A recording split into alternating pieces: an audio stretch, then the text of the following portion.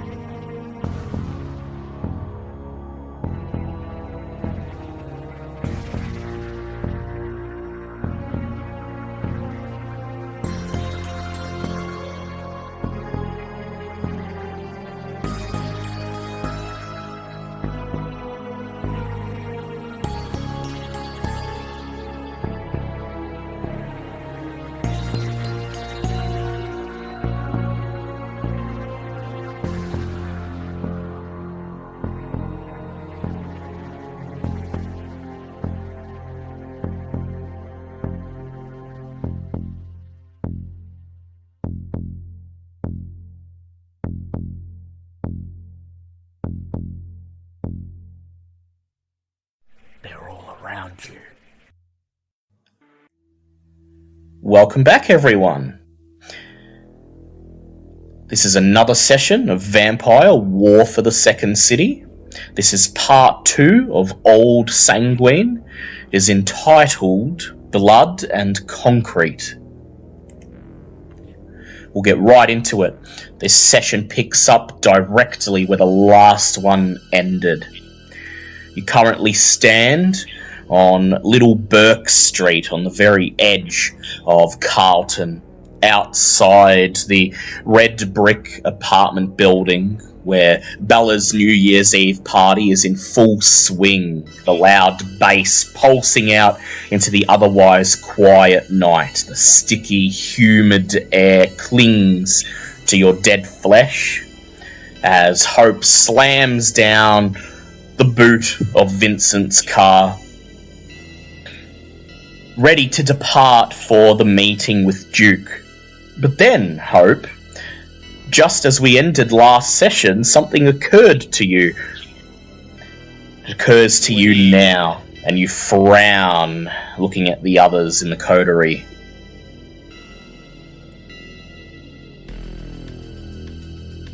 Why was Vincent's name on the possible murderer list?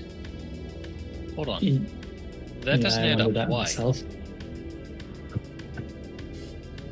Yeah. I mean, I know I'm associated with UCAN, but that's concerning, to say the least. I feel like there's something we're missing. I feel like if we just drive off here, she's gonna get shot and it's gonna get blamed on you. I feel like you're being set up to be a scapegoat. Have you pissed off your sire recently? No more than usual. Has he said anything about this? No, not at all. Okay. What time is it? So it's currently about 10 p.m, about 2 hours to midnight. You think the whole situation is very, very fishy.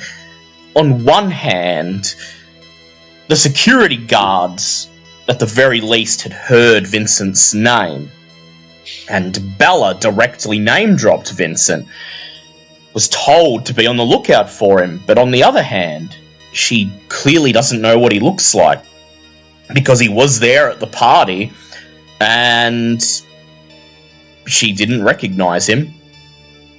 And there was a guy in a suit who kind of looked like you, who gave you like a wink and a nod, didn't he? Yeah, one of the security guards. Huh. Concerning, to say the least. I think we should head back inside and talk to her and find out why that name's on the list, and maybe do a scan around to see if anyone suspicious is there, because it occurs to me, yeah, the father won't come himself, but he's good at minions.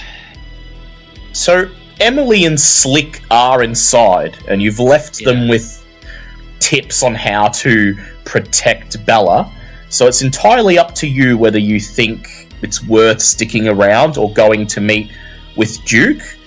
Either way, given that it's New Year's Eve, you have the feeling that it would be dramatically appropriate for anyone planning anything big tonight to have it happen. They happen at midnight. Yeah. Meaning that time is of the essence, so you must plan carefully what you'd like to do. If there's one thing I've learned, it's that vampires are extra. Any hits are going to happen at midnight. You know what? We have a friend who can fucking see the future. And I dial Dahlia. You dial Dahlia, yep. You pull out your phone. Give me a sec. The phone rings. Finally it answers. The first thing you hear is a flood of voices, a cacophony of laughing and gossiping. It's clear she's right in the middle of Elysium. Takes a few seconds for it to quieten down as she's moving away from the crowd of Toreador she's obviously immersed in. And then you hear her voice. Hope! Oh, I thought I would see you guys at Elysium tonight. What's up? Yeah. We've got something come up with in connection to the FP thing we're checking out. And we could really use a vision if you've got the time and oomph for it. She says. There's lives at stake, and in fact, this is so big I'd owe you a minor boon if you want to do that. Just silence for a moment. You can just hear off in the distance the cacophony of voices and laughter, the Toreador still gossiping the night away. And then she says, are you sure? Sure something's going to happen tonight of all nights? I mean, Father Patrick's here in Elysium. I'm staring at him right now. He's cavorting with the Ventru and... Yeah, he's setting up a nice alibi so when his guys move, he won't be anywhere near it. Okay, she says. You can almost hear the shrug in her voice. She says, give me a second. In the background, you hear someone shout, Darling, come and check out this fine sculpture that Buckus has created. And then Dahlia calls out, Maria, darling, I'll be there in a moment. I have a minor boon I need to attend to. You hear her breathe deeply. And then there's silence for a few moments. And then she suddenly gasps audibly. Oh. Well, I think you might be right, Hope. Something's going to happen. Not sure I can make sense of it, but I suppose you'd like to hear anyway. Please, and I'll put her on speakerphone for the others. We're alone in the street. She says, okay, so I see, looks like a warehouse? Big open building. There's all these empty shelves and wooden crates. Here's the thing, there's this, it looks like a crane, like a big rusted crane arm hanging from the second floor, overhanging the rest of the warehouse. And standing in front of the crane cavern, there's this guy in a long black cloak, silver trim, and just before the vision ends, he reaches into his cloak and he pulls out... She stops for a moment, thinking, racking her brain. Something that... Oh, whatever it was, just seeing it in the vision filled me with intense fear. but he holds it out and he shouts, "Kneel before the Lord, children of Cain!" And then the vision ends. All right. But nothing about a party?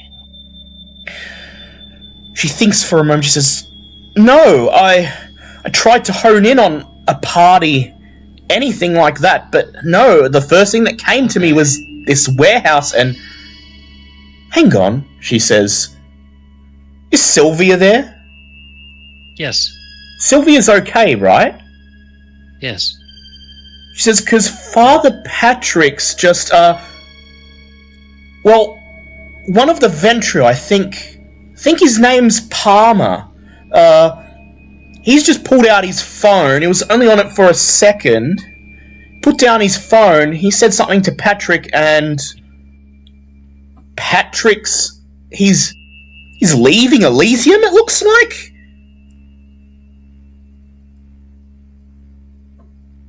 "Yeah, no, he's totally left. He's just stormed out.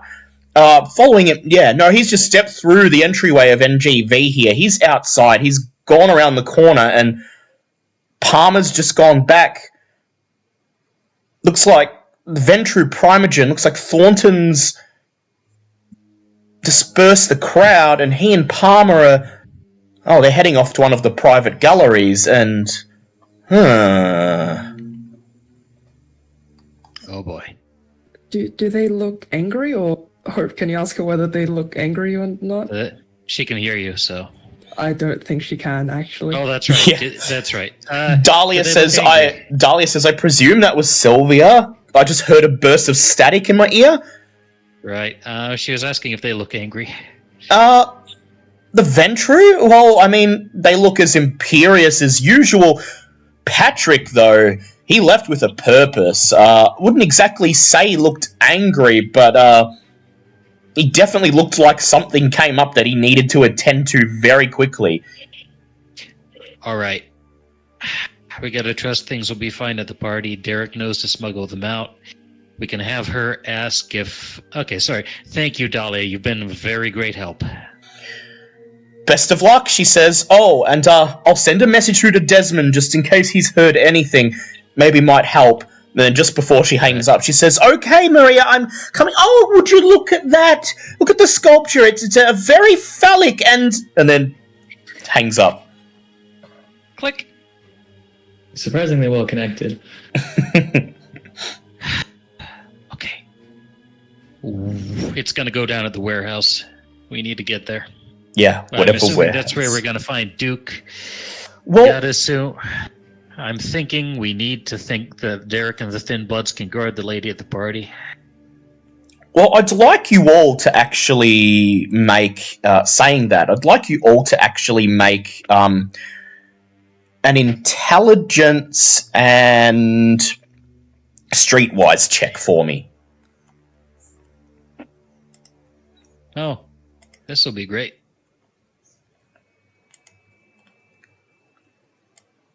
2 successes, hey? 2 Failure. successes. Failure, Sylvia, 1 success. 1 success. So it's 3 altogether. That's not too bad. So, Hope, you have the address or the location where you're supposed to meet with Duke. And it's at this point that you divulge it to the rest of the coterie. Sylvia and Vincent rack their brains. And it's at this point that you all realize that this location is right in the middle of Footscray, one of the western suburbs, Anarch territory.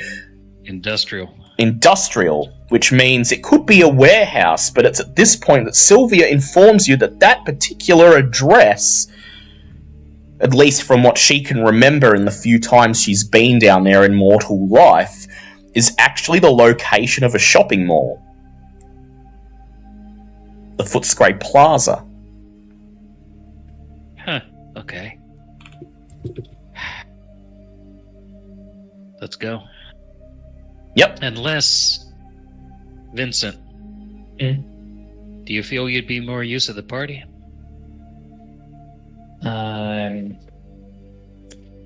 Derek, how confident do you feel here? Oh, and we'll chat him, call him up, and get him on the line. Explain what we're. Yeah. Right. Derek's talents could be perhaps more useful for you over there. I doubt anything will come up here. And you can take my car there, but do be fucking careful with it. That said, if Vincent is being set up for a fall, perhaps it's not a good idea for him to be seen at the party. That's true. Maybe... I know a guy who could maybe stay at the party, and then Derek can come along with us instead. He just left, but... I don't know, depends how much we want one of us staying back. Well, the two thin bloods are in there at the very least, not to mention Isabella's a thin blood herself. Who's this guy? A friend? How much can you trust him? He's fairly capable, I think. Storyteller, I would know that being a 3-dot retainer, Dorian is... Yeah, you'd know he's fairly capable. He's probably at least as capable as any of the thin bloods in there. And as you describe, as you state that he may be useful, Vincent, you just have a flashback to being in the party less than 10 minutes ago, and you remember seeing Sylvia talking to a guy dressed in all black who was standing out on the dance floor because he was doing the monster mash, and you wonder if that's who she's referring to. Yeah. Is this guy much of a dancer? Please don't. Just... He was doing his best, and it wasn't that great, I'll be honest. Okay. Alright. But you trust him. I trust him. So... Let's talk to Derek, okay? So, Derek, how do you feel about this? Do you still want to stay behind at the party with Sylvia's retainer possibly coming to assist you in case anything happens? Or we can leave the retainer there and take you with. Your call. Sorry, I had to duck out for a sec there. So Yep. did everyone come back and explain this to me? Yeah. So they've got you. They've just called you up and they've got you, on the line as they gather around the car and explain that they're going to head off to see Duke, but Sylvia can have her retainer come to the party if more, eyes are required at the party. Otherwise, he can stay there and you can come along with the coterie, or you can stay at the party and have the thin bloods and Sylvia's retainer to assist you in case anything goes wrong. Okay. Dahlia's vision suggested it's not going to go down at the party, so it's your call. And also just thinking about, if it is a shopping mall, there's going to be a lot of people there, a lot of witnesses that may need to forget some things. Ooh, yeah. Yeah. With the new information of the vision, it's like, yeah, okay, I'll leave it up to the thin bloods and your retainer, and they should be able to handle things here. Yep. Sounds like we need all of us at wherever this is happening.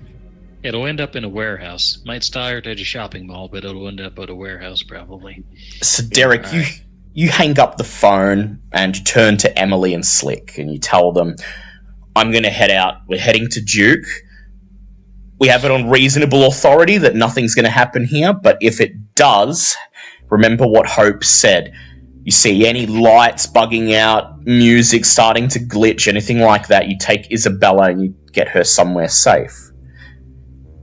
Emily nods somberly and Slick clenches his fists and he says, oh yeah, we're ready. Bring it on.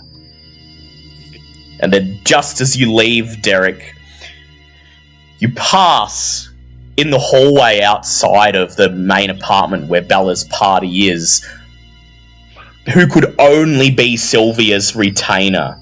He wasn't far, he'd just left the party when Sylvia had a message sent to summon him back, and he recognizes you as you walk past. He nods at you. You see him, he's dressed in all black, almost a spitting image of how you normally dress, but far more gothic, And sure enough, as soon as he steps past you and into the party proper, you hear a crackling, staticky burst of electronic feedback mingle with the music for a few seconds, and then the sound of hardware disconnecting from a computer. Doo-doo-doo.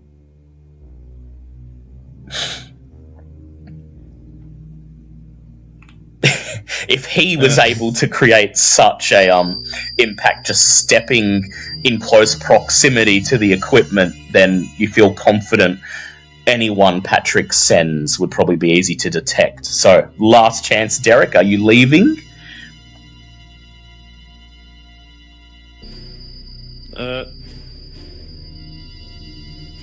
Yeah, I'll still leave, but I'll just noticing that I step back in, just sort of gesture at Emily and Slick, but I'm not this guy.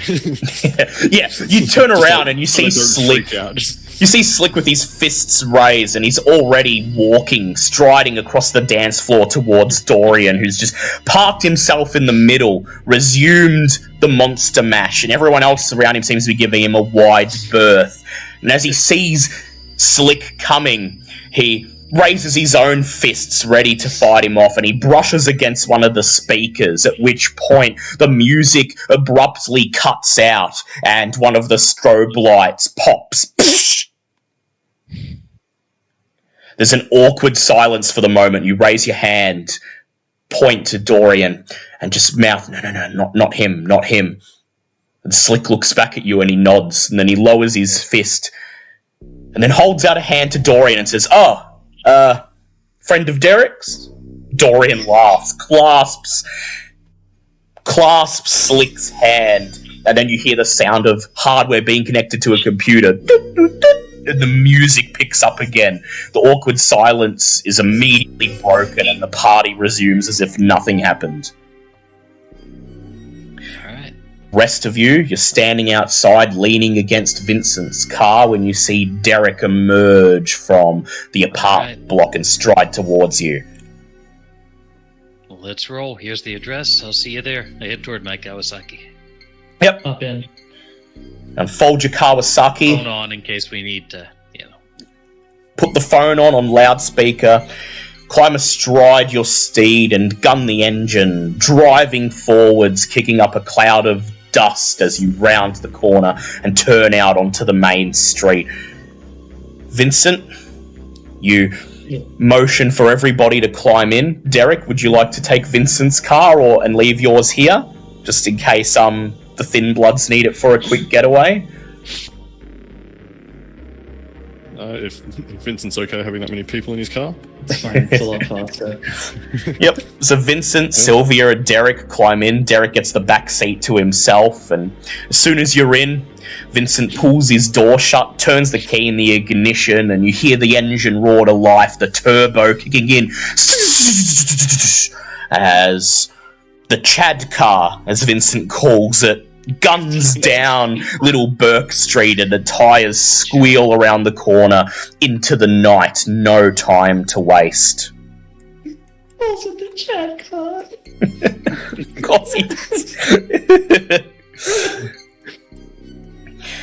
Wallace. Modded CRX and Kawasaki parallel to each other. You scream through the CBD, quickly getting onto the motorway that leads out of the city and into the suburbs. And soon enough, the concrete and the skyscrapers are replaced with industrial urban decay, old factories, warehouses that have been converted into artsy hipster lofts, cafes, 3-star restaurants, Chinese takeaways, and finally, you reach your destination. On the corner of Albert Street, in the middle of central Footscray, a big modern monstrosity that looks clearly out of place with all of the old industrial-looking shop fronts that surround it. The Footscray Shopping Plaza.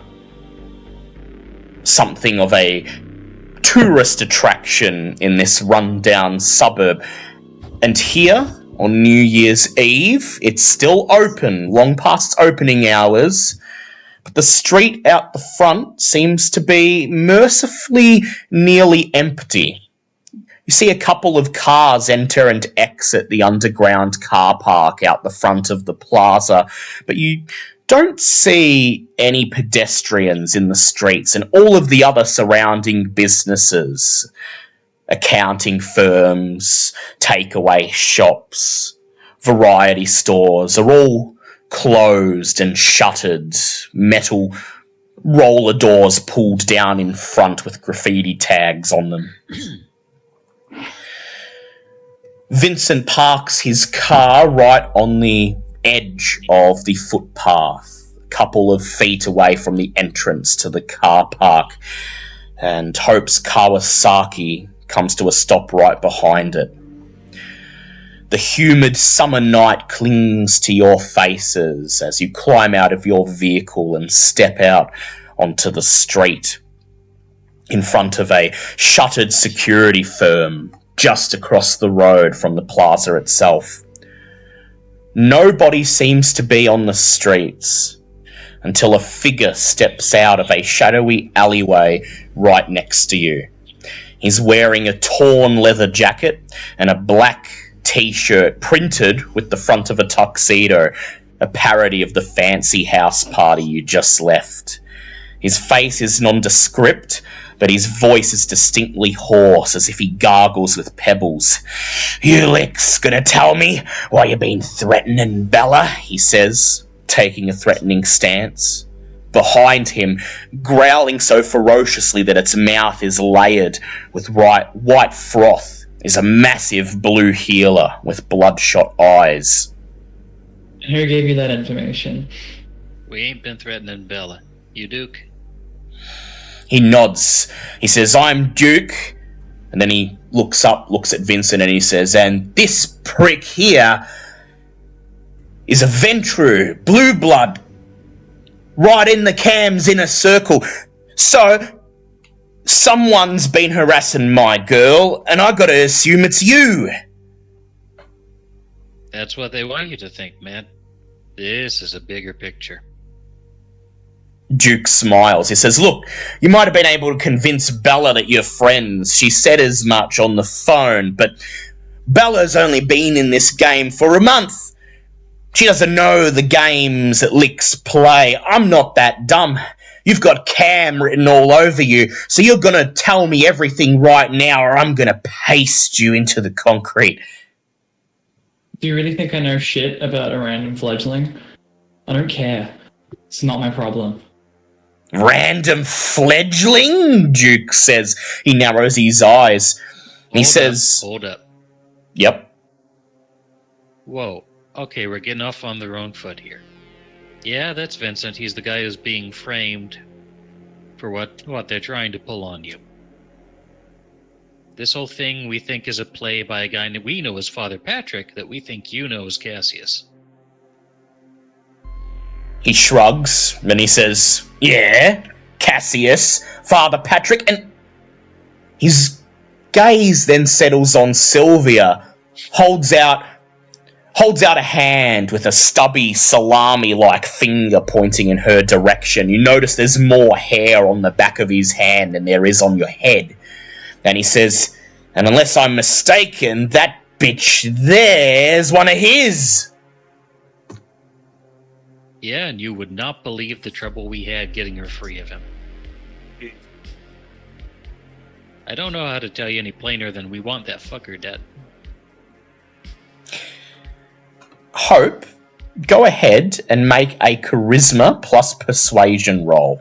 You will require 5 successes as Duke slams a fist into his beefy palm and begins to walk towards you. Anarch status helping? Yes, you may add your Anarch status as extra dots. The blue healer continues growling. Persuasion, I don't have much hunger, so I might as well boost that sucker. Hey, I don't get hungry. That's something. 3 successes. Effort, I haven't spent willpower tonight.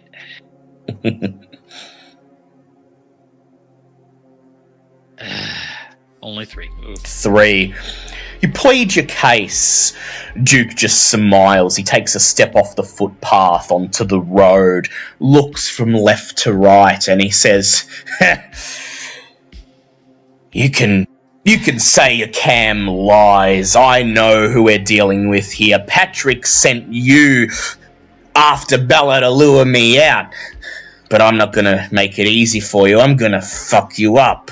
And as he says this through gritted teeth, a second figure steps out of the shadows, seemingly out of thin air. A tall, gangly man whose jaw is lined with hideous mandibles.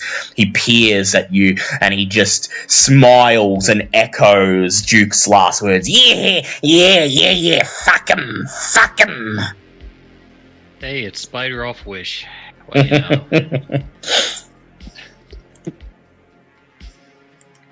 What would you like to do? I'm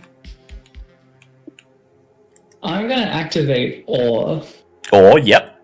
I'm gonna say, Patrick is a disgrace to the Camarilla name. I wish to have nothing to do with him. I would rather him dead. Alright.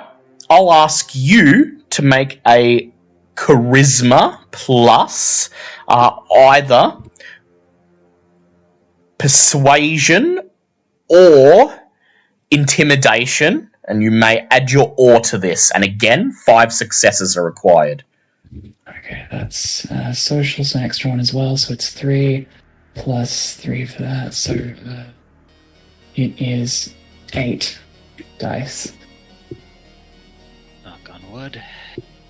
3 successes. 3 successes.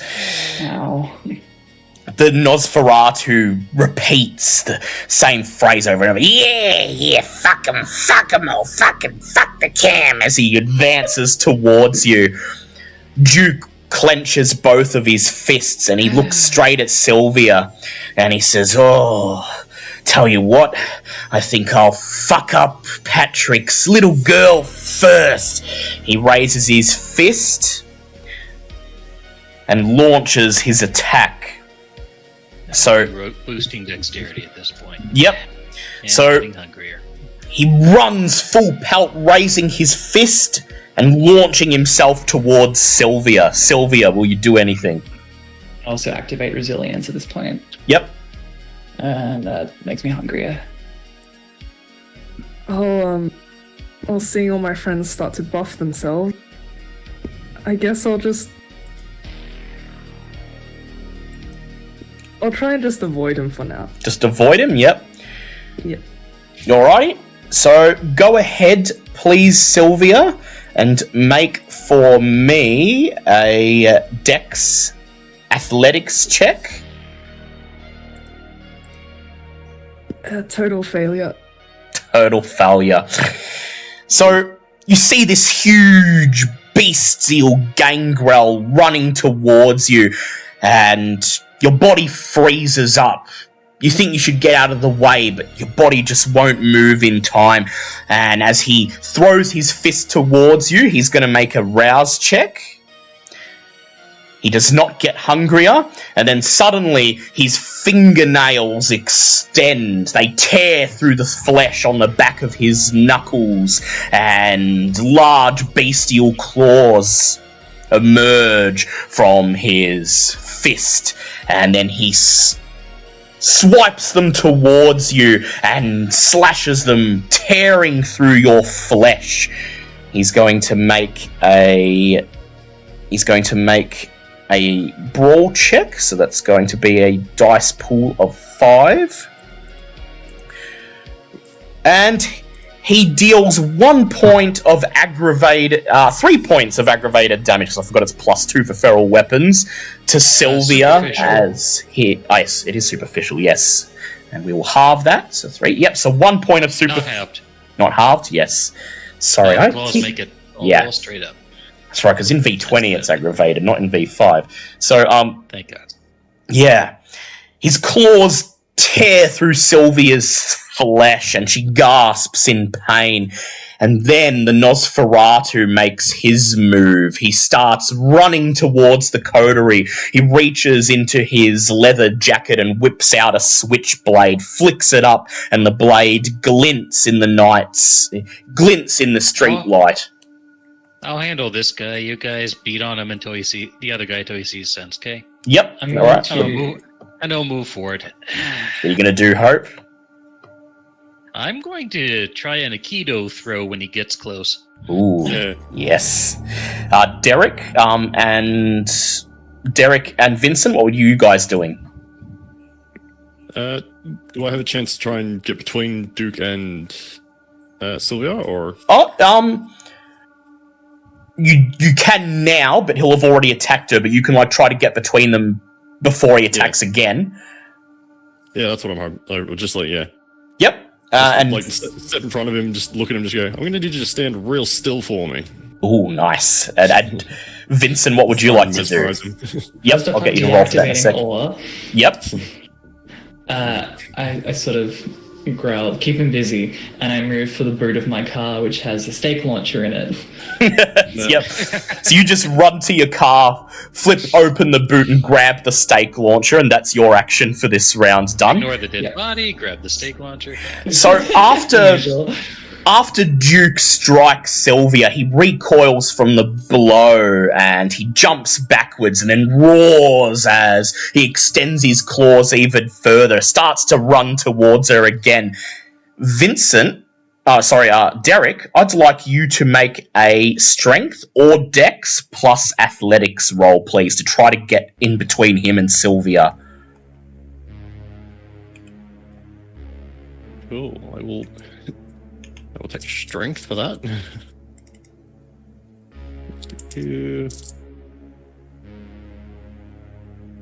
I need to tidy my desk better.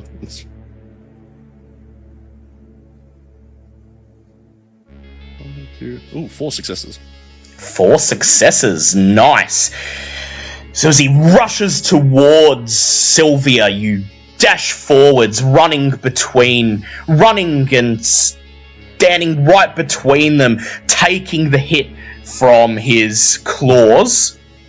That is 4 successes, so he deals a single point of superficial damage to you as his claws tear the outside of your clothing and create a gash in your abdomen. You then stare him right in the eyes and bark your order. Please make a rouse check. Ooh, success, so I don't get hungry.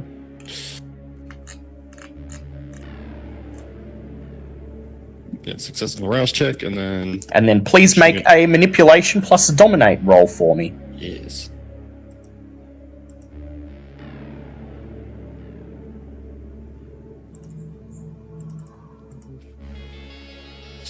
Yeah, should be good.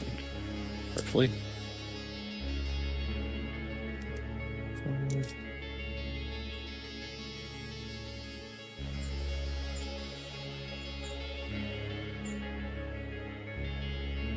Ooh, that is very good. So I got 4 successes, but 3 of those were criticals. Oh, okay. So 6 successes. Yes, 6 Yeah, successes to his One thumb. of Yep. One of my criticals was on Hunger Die, so I don't know how I missed Yeah. critical and mesmerized, but yeah. That's a messy critical. So you stand right between them, you look him in the eye, and as you're about to bark your command, your beast roars, and your beast says, "Make him pay for striking you." And so you bark a different command. Rather than telling him to back off, you look into his eyes, you grit your teeth, and you say, "Take down your friend. Rip off his head." And you see Duke struggling. He grits his teeth and shakes his head. He twitches on the spot, trying his hardest to fight against your order. But then he turns, swivels on the spot, locks his gaze onto the Nosferatu who's charging towards Hope. raises his claws and begins to run towards him. So, Hope, the Nosferatu, what are you doing? Well, here comes that judo flip. Judo flip? We'll see how this goes. So as he rushes towards you, I'd like you to please go ahead and make a strength brawl check, and if you have a specialty in Aikido or Judo, go ahead and add an extra dice. I was expecting dexterity. Yeah, dexterity, yeah, that'll work. Because that's only 2 successes, though. 2 successes. So the Nosferatu runs towards you. He opens his mouth. He's, yeah, fuck the cam, fuck him. And he raises his knife and makes a motion as if he's going to stab you with his knife. And you whirl around, anticipating this blow, and at the last second he drops the knife and then clenches his left hand and slams it into your body. Oof. And that's going to be, let's see what we're dealing with here. We're dealing with a dice pool of 6. Only 1 success, though. You feel the tip of his knuckle brushing against your clothing. You whirl around, wrap both of your hands around his abdomen, lift him up, and as he screams pitifully, "Ah!" you throw him to the ground. He lands on the ground, sprawling, just as Vincent comes running from his car with the stake launcher in his hands. You hear a growl, and the blue healer sets off full tilt towards Vincent. Sylvia, would you like to do anything? Wait, sorry, so there's an actual dog charging Vincent now? Yeah. Right. Yep. I'll just punch Duke. Yep, you punch Duke, try to stop him from killing his friend. So this is gonna. Wait, sorry. I mean, you can do that because you probably don't want him to kill the other guy. It would put a damper on our conversation. Yeah. So you would have tried to restrain Duke, who's no longer attacking you, but Derek's now convinced him to attack his own friends. So would this be a normal punch, or are you going to be doing one of those fancy La Sombra punches? Just a normal punch. The normal punch. Yep, okay. So step forward and roll a dex or strength plus brawl check. Only 2 successes. Only 2 successes. You run towards Duke as he raises his claws. He's about to dig them down into the Nosferatu's throat.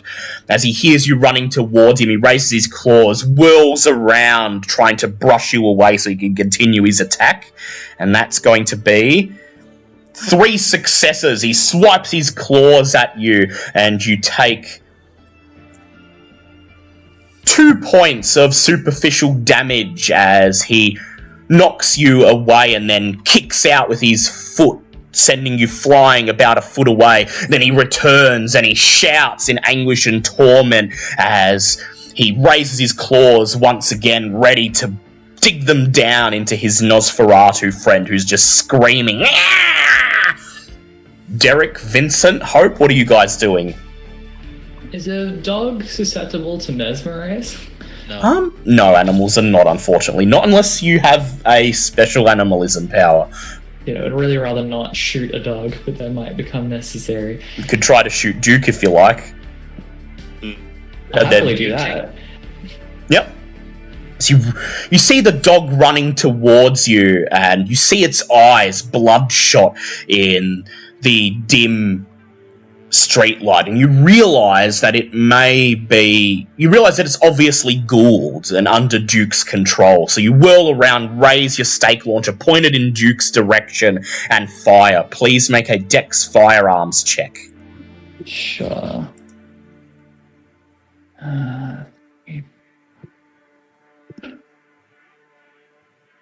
2 successes. 2 successes. He doesn't even register that you're there until he hears the thunk of the stake launcher being fired. He looks up, sees the stake flying towards him, and tries to dodge at the last moment, but he's not quick enough. He gets 0 successes, a total failure. With a sickening crunch, the stake digs right into his chest. He looks up at you, grits his teeth as his eyes roll into the back of his sockets, and he just falls backwards onto the asphalt, stiff as a board. Hope, Derek, what are you guys doing? And why do you subdue the dog non-lethally?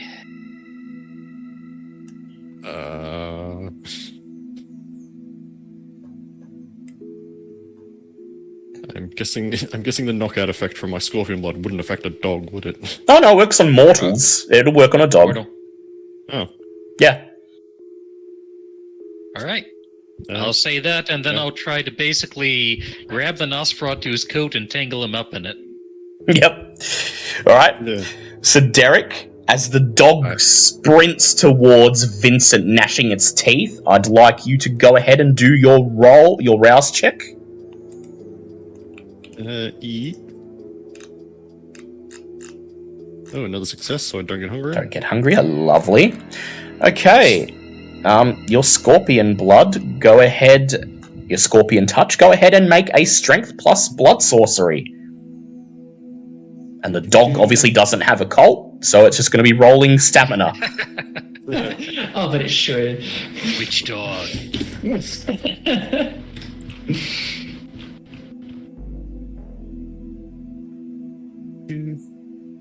Also, it should come to no surprise to any of you that Vincent is more merciful to animals than people. Of course.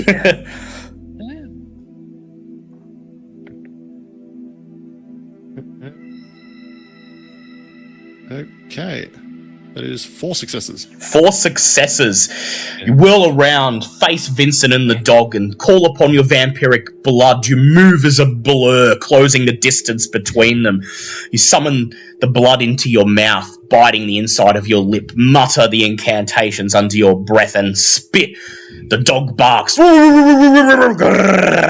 as your blood lands right between its eyes. The dog whimpers once as it looks at you, opens its mouth, and then falls to the ground in a heap, whimpering once more before its breaths turn into deep snores. Meanwhile, Hope, you step towards the Nosferatu, who's thrashing on the ground beneath you, and try to wrap him up in his own coat. Please go ahead and make a Dex brawl check again. Still boosted. Let's see how this goes. 2 successes. 2 successes. You lean over trying to catch the hem of his coat. He snarls as he slashes at you with a bony fist, punching you right in the stomach, winding you, and dealing 3 points of superficial damage. He then uses this opportunity to roll backwards and climbs to his feet. He looks from left to right, sees Duke staked next to him, sees the dog lying on the ground on the other side, and briefly reconsiders whether this fight is going well for him. Is that before halving or after halving? Oh, after halving, it will be. Do we round up or down? Or I'll just round up and down. Okay, so 1 superficial. Okay. Yeah. We're telling the truth, man. But if you want to continue this fight, we can get more lethal. Go ahead and make for me a charisma intimidate check. I'm going to add on to that. Yep. So, Vincent steps. I'm just going to say, I suggest you run. Yep, he's going to raise the stake launcher, point it at him, and say, I suggest you run. Yeah, intimidation. Hey, I've got a dot of that, and I'm still boosted. And charisma. 4 successes. 4 successes, okay. Vincent, go ahead and also make a charisma intimidate. Yeah, that's 4 as well. 4, 8 successes. The Nosferatu lowers his hands. He smiles and shrugs and says, you're fucked anyway. And then he raises a bony finger and points to somewhere behind you. You whirl around, and there, hanging from a street light right in front of the entrance to the parking garage, you see a CCTV camera pointed directly at you. The Nosferatu shrugs again. He says, I'm fine, but you're caught on camera. And with that, he takes a step back, raises his hands to show he's no longer interested in fighting, and whirls around as he steps back into the shadows, and they fully embrace him, and it's as if he was never there. Vincent just fucking yells, "Bargain prick!" We didn't use a single visible power. We're good. Come on. Derek did. Derek spat his blood. Stake a guy in the middle of the street. Yeah, we're gonna have to deal with that. Vincent staked someone, and Derek spat blood at a dog, which then keeled over. Point. I go Okay, look evidence. at the CCTV. I go look at the CCTV camera. Does the cable run to a local box? Make an intelligence technology check, please. Derek, help me get this. Help me get you I'll in the try boot of and my car. boost. Yep. I fail. I go up to hunger 3, but I'm boosted. Just dump him in on top of the body. It's fine Two with me. successes. Yeah. 2 successes. 2 successes. You see no cable extending from the back of the CCTV camera, other than the power cables that allow it to draw power from the streetlight. There is a sticker attached to the back of one of the cameras, though. It has a picture of a Wi-Fi symbol on it, and it says, "Caution, all footage uploaded to central database." All right. Shit. Is there any chance I can try to hack the Wi-Fi? You can try to hack it. You've got a phone on you. It would be on a Pull out buffer, probably. As you loudly say, "Shit," Derek and Sylvia and Vincent in the background hoist up Duke, still with the stake in his torso, and drag him across the street to Vincent's car. Vincent pops the boot and they throw him in with a loud thump. So you want to try to hack it, Hope? Yep. First get out of sight of the Wi-Fi and hack the Wi-Fi. Yep. All right. I'd like you to please make an intelligence technology check, and I'm going to ask for at least 3 successes on this. 3 successes is what I got. Oh, you're lucky. Yeah, So- the way I've been rolling. As you hear the thump of the boot closing, you scramble halfway up the street light on the opposite side of the CCTV camera, flip open a little panel on the back of the camera and see the Wi-Fi card. It's got a green light that blinks on and off. You take note of the serial number and IP address written on the Wi-Fi card, and then slide down the pole, pulling out your phone and trying to remember the very basic hacking that Sage taught you way back when. Remembering her lessons, remembering her smiling and saying, "Look, just in case, the cam don't know how to do this, but if you go to this website and download these scripts, execute them this way, you might be able to, scrub the footage before Squizzy finds out about it." You follow her instructions to the T and find yourself right in the Footscray City Council's database. It's not well protected at all. They don't have the money or resources for that. You don't take any chances. You head straight into the folder and delete all of the footage in there, quickly erasing the last 7 days worth of footage from all the CCTV cameras in central Footscray. Okay. We got lucky. We're clear. Head over towards the others who stand around Vincent's car. How's the dog's condition? The dog lies in the middle of the street. Its breathing has slowed, become more steady. We'll pull it out of the street at least. Hope grabs the dog, hoists it up, and carefully carries it out of the middle of the street, lowering it down into the shadows in front of the shuttered security firm. If this thing's a ghoul, he'll be able to find it later.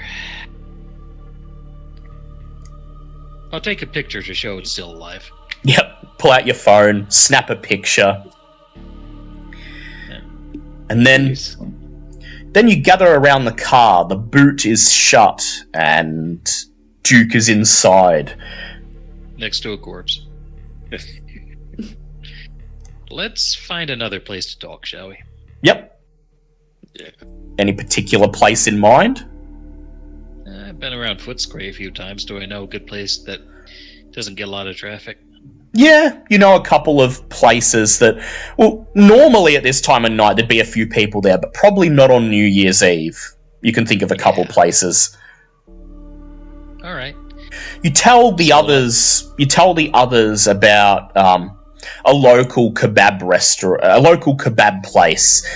There's a car park at the end of the block next to it, and on New Year's Eve of all nights, it should be relatively empty, as most of those businesses will be closed and the regular customers out partying. Best of all, the camera on that park's busted. Yeah. And so, 15 minutes later, we find Vincent's car crawling into the car park, which, as Hope predicted, is completely empty. The kebab place, a place with a very kitschy, borderline offensive sign hanging out the front with a picture of a genie on a flying carpet, and the logo Kebabalon is shuttered. It's shuttered. The graffiti tagged metal roller door pulled out in front like all the other businesses around here. You look around, and aside from the footpath running past the parking lot, which mercifully for the moment appears to be completely devoid of life, you're alone. All right. I have a feeling that might be a portent of things to come. Yeah. All right. Shall we pull the stake out and try again? Tending not to, but we could use the information, probably. If it has anything for us. Can always put it back in anyway. There's got to be a reason Cassius wants him dead now. There's got to be something. Alright, I'm gonna pull out my gun and hold it to his forehead. And I'm going to walk back to the saddlebag of the Kawasaki, flip it open, pull out a fucking submachine gun. He's gonna wake up with gun barrels in his face. Yeah. Any other contingencies you'd like to employ? Tie his shoelaces together. Tie his shoelaces together. I mean, it'll work. If he leaps up, he's probably going to trip. Or more likely, he'll just snap the shoelaces off. Because he's a gangrel, a big dude. You don't want to, like, fuse his wrists together or something to make you handcuffed him to yourself? I'm pretty love hungry, to be honest, and I don't want to give that away to too many people. Yeah, fair enough. So, Vincent pointing his handgun right between Duke's eyes, and Hope aiming his submachine gun. Derek and Sylvia standing on either side, ready to do the talking. Vincent leans forwards, wraps his fingers around the stake, and pulls. Duke sits bolt upright, gasping for air, his face immediately twisting into a mask of near frenzied rage. Then he sees the guns pointed directly at him, and even this tough gangrel who could probably smash through a concrete wall Terminator style and not feel a thing, is not stupid enough to make a move while two high caliber military grade weapons are pointed in his face. So he just he just First off, yep. Two things before you speak. Your friend the Nosferatu is alive. After you and the dog went down, he ran. Second off, your dog is fine. He's just sleeping in the parking garage. He grits his teeth. He's silent for a moment, and then he frowns. He says, I can feel Roxanne. She's still alive. You're telling the truth.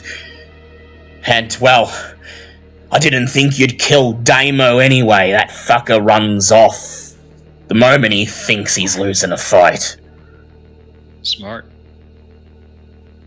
He says, he folds his arms together and he says, all right, don't suppose you could lower those guns? I'm willing to talk.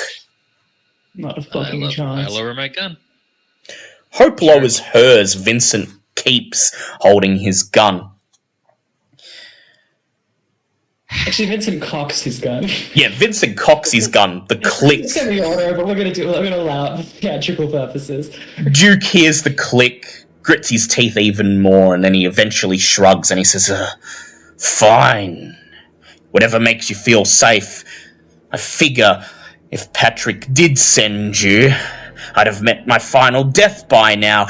And that makes me curious. He looks over at Sylvia and he says, tell me, shadow bitch, why are you going against Daddy's orders tonight, huh?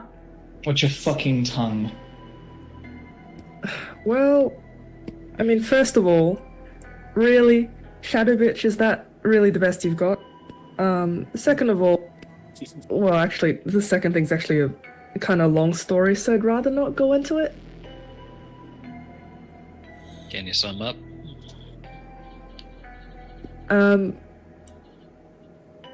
Well, look, Father Patrick, he sucks, he's an asshole. Ta-da, look, the blood bond's been broken.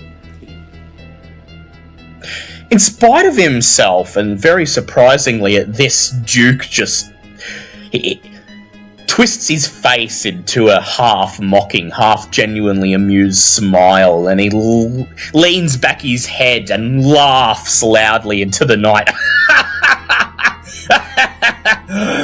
He looks at you, he says, you're serious? You broke the blood bond? Yeah, the guy's not as invincible as he likes to think he is. Well, how about it? He says. Well, that right there takes a lot off my chest. Alright, Cam. It's obvious you're not exactly friends with Cassius, so tell me, why were you fucking around with Bella?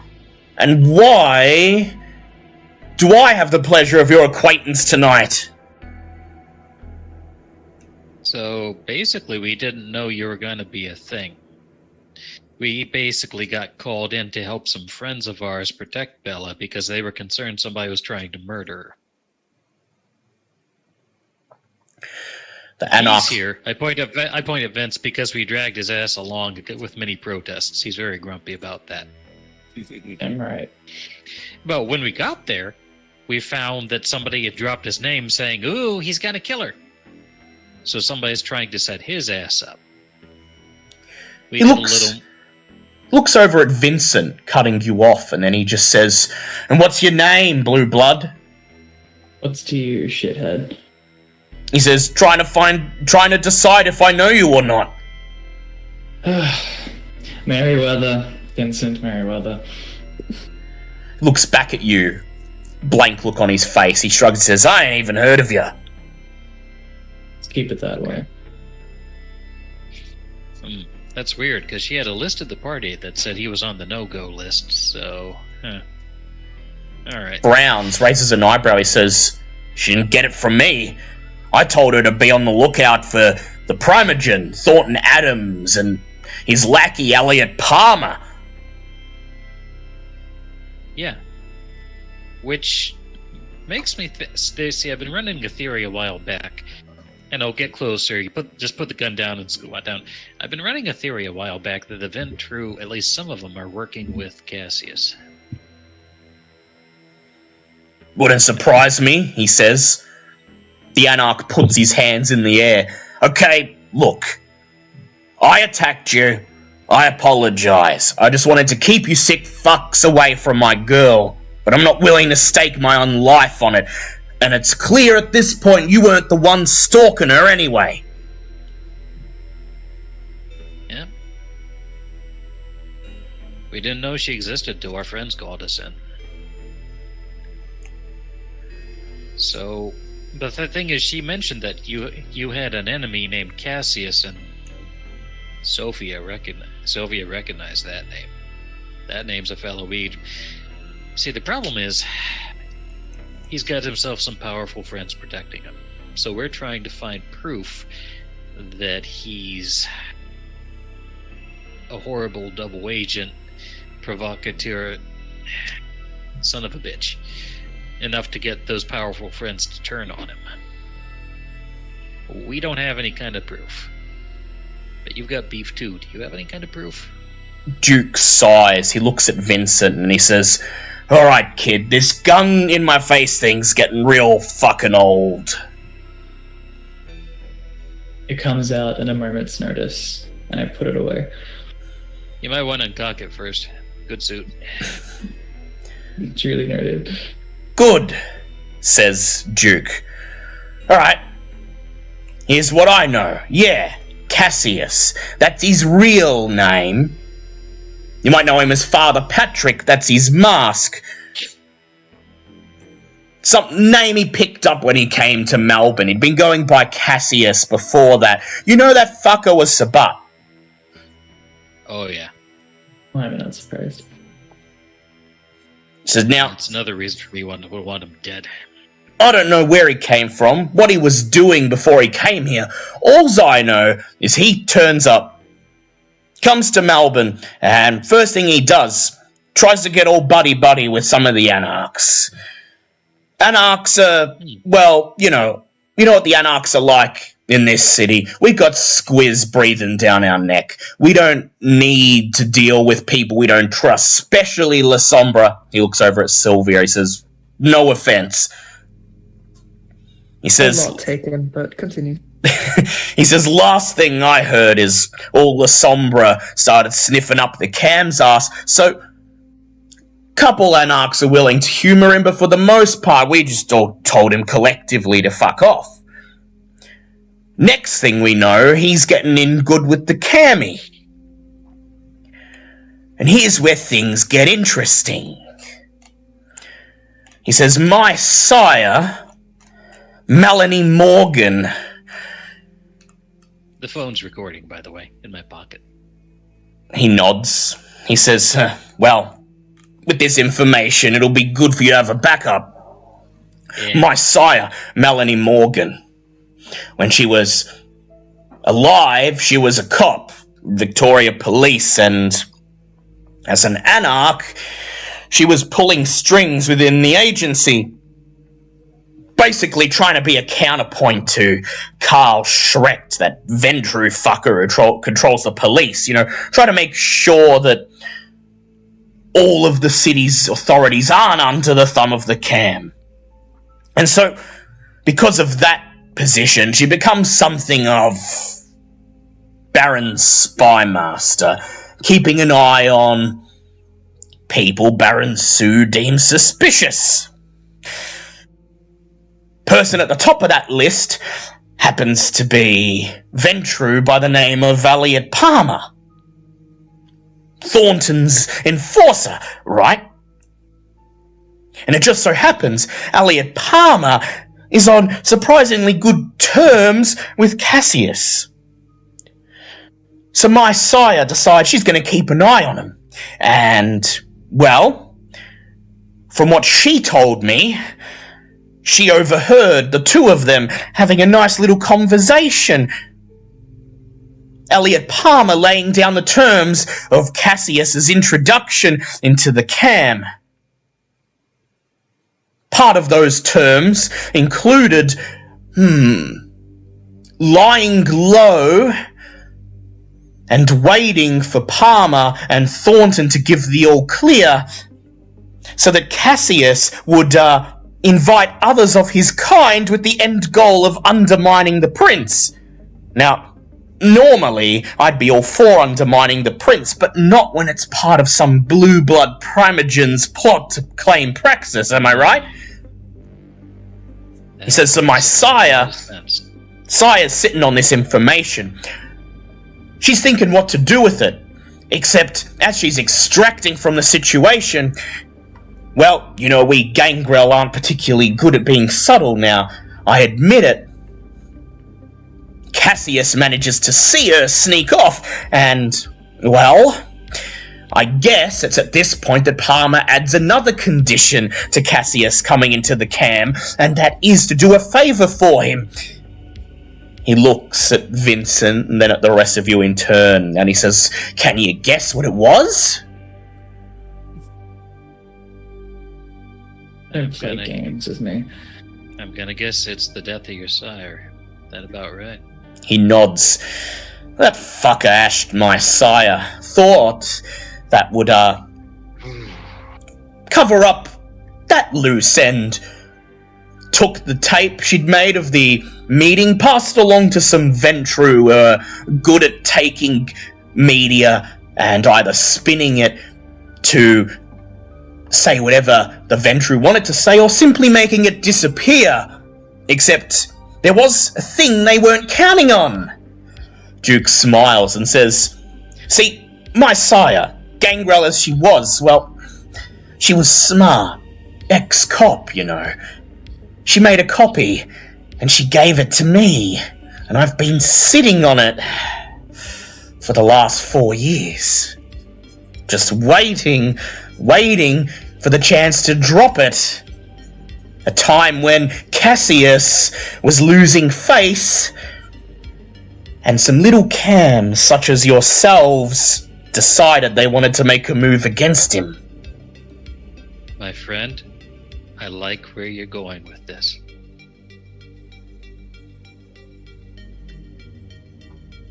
He shrugs, and he says, "Well, what can I say? I've got the footage. Not going to tell you where I've hidden it, but it's clear that Cassius knows I've got it, and this whole messing with Bella thing is just a thinly veiled attempt to get me out of hiding. Probably so he can ash me like my sire. Probably torture me before he ends me to try and get the location out of me. But, well, I didn't have any intention of going down without a fight." Yeah, that was our read. Messing with Bella to try and draw you out. We got a few guards on her, but we don't think they'll be necessary. Still, if we can wrap this up quick, it'll lose the reason to ask you. If you get us this footage, we can take him down. Looks at you, looks into your eyes contemplating this, and then there, still sitting in the trunk of the car, he shrugs and he says, "You help me take down Cassius. At least make sure the people who are after Bella are dealt with, and I'll give you whatever you want." Alright. So...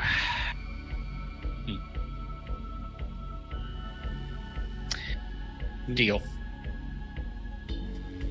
At this point, a vibrating begins to emanate from Derek's coat. It's your phone, Derek. You pull it out and you see Slick's face grinning on the screen. Yeah, I'll go ahead and answer it. You answer it, and expecting to hear Slick, you instead hear Emily. She says, Derek, thank God you answered. How are things on your end? Did you have any trouble? Minor inconvenience, but we've dealt with it. Funny, she says. It's about 10 minutes after you left. Some guy comes into the party, makes his way across the dance floor. As he does so, he brushes the DJ's laptop. Thing blue screens, music and lights go out. Me and Slick can't see. Next thing we know, guy's standing in front of us. He's holding it looked like a grenade launcher, only it had a stake hanging out of the barrel. And he says, "Vincent Merriweather sends his regards." He raises the thing and he's about to shoot at Bella, and then you hear a click, and then Slick's voice bursts through the speaker and he says, yeah, it's at that point I pounced on the fucker, right?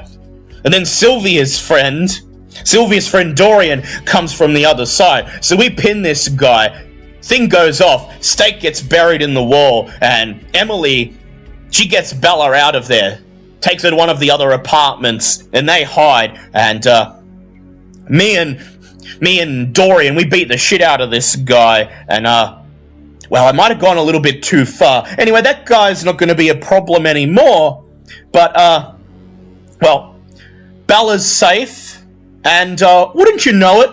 He pauses for a moment, and then in the background you hear a cheer, and then pumping bass begins to play, and Slick yells, "Party's back on as if nothing happened. Lights were out, so no one saw the guy make an attempt on Bella. All's good, eh?"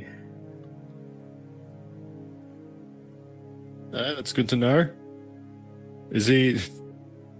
Did you at least keep him so that we could talk to him if we wanted to? No can do, says Slick. He lost his head. Got a bit ahead of himself. You hear Emily say, "Jesus Christ, Slick, you killed a guy. Do you really think you should be joking about..." Nah. Look, that guy was after Bella. Would have been us or him, says Slick, obviously proud of himself. Did we hear this, or is this... Did they hear it, Derek? Did you have this on loudspeaker? It wouldn't have been his first thought, so no. So you're just hearing my end of the conversation. Anyway, turns out the guy made pretty good party treats for me and Emily and Bella here, so, well, all's well, said well. Alright, I suppose I would have... I'd appreciate if you'd attempt a little more restraint next time, but... He says, "Hey, Bella's alive. Guy who tried to get her is dead. Party's continuing on. No one none the wiser. I'd say it's a good result, don't you think?" In the background, you hear Emily say, "Slick. I don't even have any words." Yes, all things considered, yes, you both did a good job. Things could have been much worse. Also, this friend of Sylvia's, he's got this weird dance he does. Monster Mash, he calls it. Anyway, I'm learning how to do it. Turns out I'm pretty good at it. And, "You fucking idiot," says Emily in the background. "He didn't make it up. It's something from, like, the 60s or something like that." Slick says, "Anyway, Bella's safe. Again, anything you need us to do? Just sit tight in case anything else happens." Yeah, just sit tight for now and keep an eye on things. Alright. We'll hopefully get things on our end done soon. Alright. I'll call you if I need you. And then, as he begins to hang up, you hear another voice in the background shout, "It was a graveyard smash!" And then there's a click, and the line goes silent. As this was going on, Vincent surreptitiously just texted Harp saying, "Let's take these things at face value, but this is all seeming a little convenient." Dink, dink. Duke sees Derek lower his phone. He looks over at Derek and he says, "Anything I should know about?" Well, there's a couple of things. Back. Oh, God. Oh. Yeah, just, well, a couple of things, but you'll be happy to know that Bella's still alive. There was a minor incident at the party, but thankfully, Slick and the three of them managed to take care of it. What happened? Apparently... Mortal, of all things, apparently, too. Apparently entered the party with a... Oh, no, wait, no, he wasn't, because the thing shut off. Never mind, ignore that part. Yeah, someone entered the party, caused the power to trip, and caused the lights to go out, which was a good thing because he then apparently pulled a stake launcher on Bella. But Slick and Sylvia's friend managed to take care of him before anything happened. They take care of him, you mean? He said he was there with regards from Vincent Merriweather. I knew it. I fucking knew it. Motherfucker. I fucking knew it. La Sombra So Ghoul, it's- it sounds like, says Duke. The stake launcher worries me, but, you know, there's been rumours flying around that Cassius is in bed with the Second Inquisition. If you believe that's actually real and not just some shit that Squiz made up to get all us anarchs on edge. Oh no, they're real. That's where I got the submachine gun. And where he got the stake launcher. And the reason they used that was to try and tie it further to you, Vincent. God, this is making a depressing amount of sense. But well done. Tell them I owe them pizza, Derek. That was, yeah. Okay, we held up our end of the bargain. Let's get that footage, shall we? He shrugs. You got it. I might have to put in a call. If you,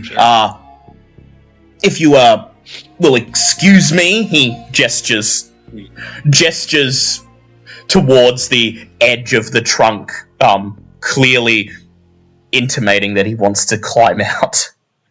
Sure, I'll just toss a wits plus insight here. Go ahead. 3 successes. Is he on the level? He seems to be, but it's quite obvious that whatever contact he has, he doesn't want you to know who they are. All right, I'll say okay, and I'll help him out. Oh, I tied your shoelaces together. Hold on, and I'll basically pull him loose as help him out of the trunk. Sure, man. Take 5. We'll be right around the corner, and I'll text Vincent back. I know his type. Mostly bluster. Now that we've beaten him, he's rolling over. Think he's on the level for now. You Send a thumbs up emoji.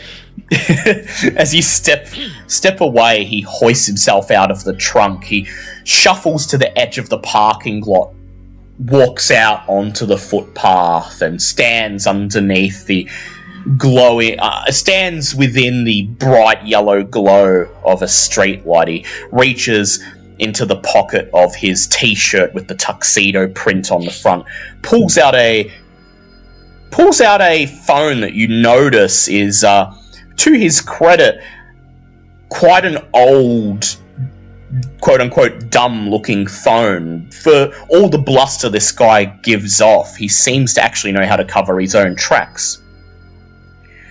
You see him raise the phone to his mouth, and he begins to talk. And as he does so, would you like to try to listen in? No, but I will be using Sense the Beast to make sure there aren't any other vampires or hostile intentions about. That's a good idea. You go ahead and roll for that. 3 successes. 3 I've seen successes. so many movies. I don't want the sniper shot and are only into the post down during. You look around, Reach. scanning the buildings around you, trying to see any sign of anything supernatural, and you catch sight of a couple of mortals. They walk past the parking lot, glance at everyone gathered within, shrug, keep walking, and occasionally a car drives past, but thankfully you appear to be the only vampires in the vicinity. No hostile feelings either. It detects murderous. Yeah, no hostile feelings. Anyone else like to do anything while Duke makes his call? At some point, I'd like to just try and rouse to heal one superficial. Yeah, you may try to do that. Probably a good It's idea. out. Ow. Yeah, ditto on that. Oh, yes, thank you, Vincent. I said ditto on that. I want to do the same. Oh, alright. Yeah, because I'm at 2 superficial currently. You hear Duke laugh incredibly loudly, guffawing, his laughs cutting through the night silence. He takes a step towards the parking lot, and as he begins to lower the phone, you catch the last snippets of what he's saying, and it doesn't sound like English at all. Sylvia, you in fact recognize what he's speaking as Mandarin. Oh, yes. What might he be saying? So, Sylvia, as he hangs up the phone, you hear him say, "Yeah, makes sense. This whole time, I'm trying to kill her, and turns out she's best friends with Sage. That's my luck."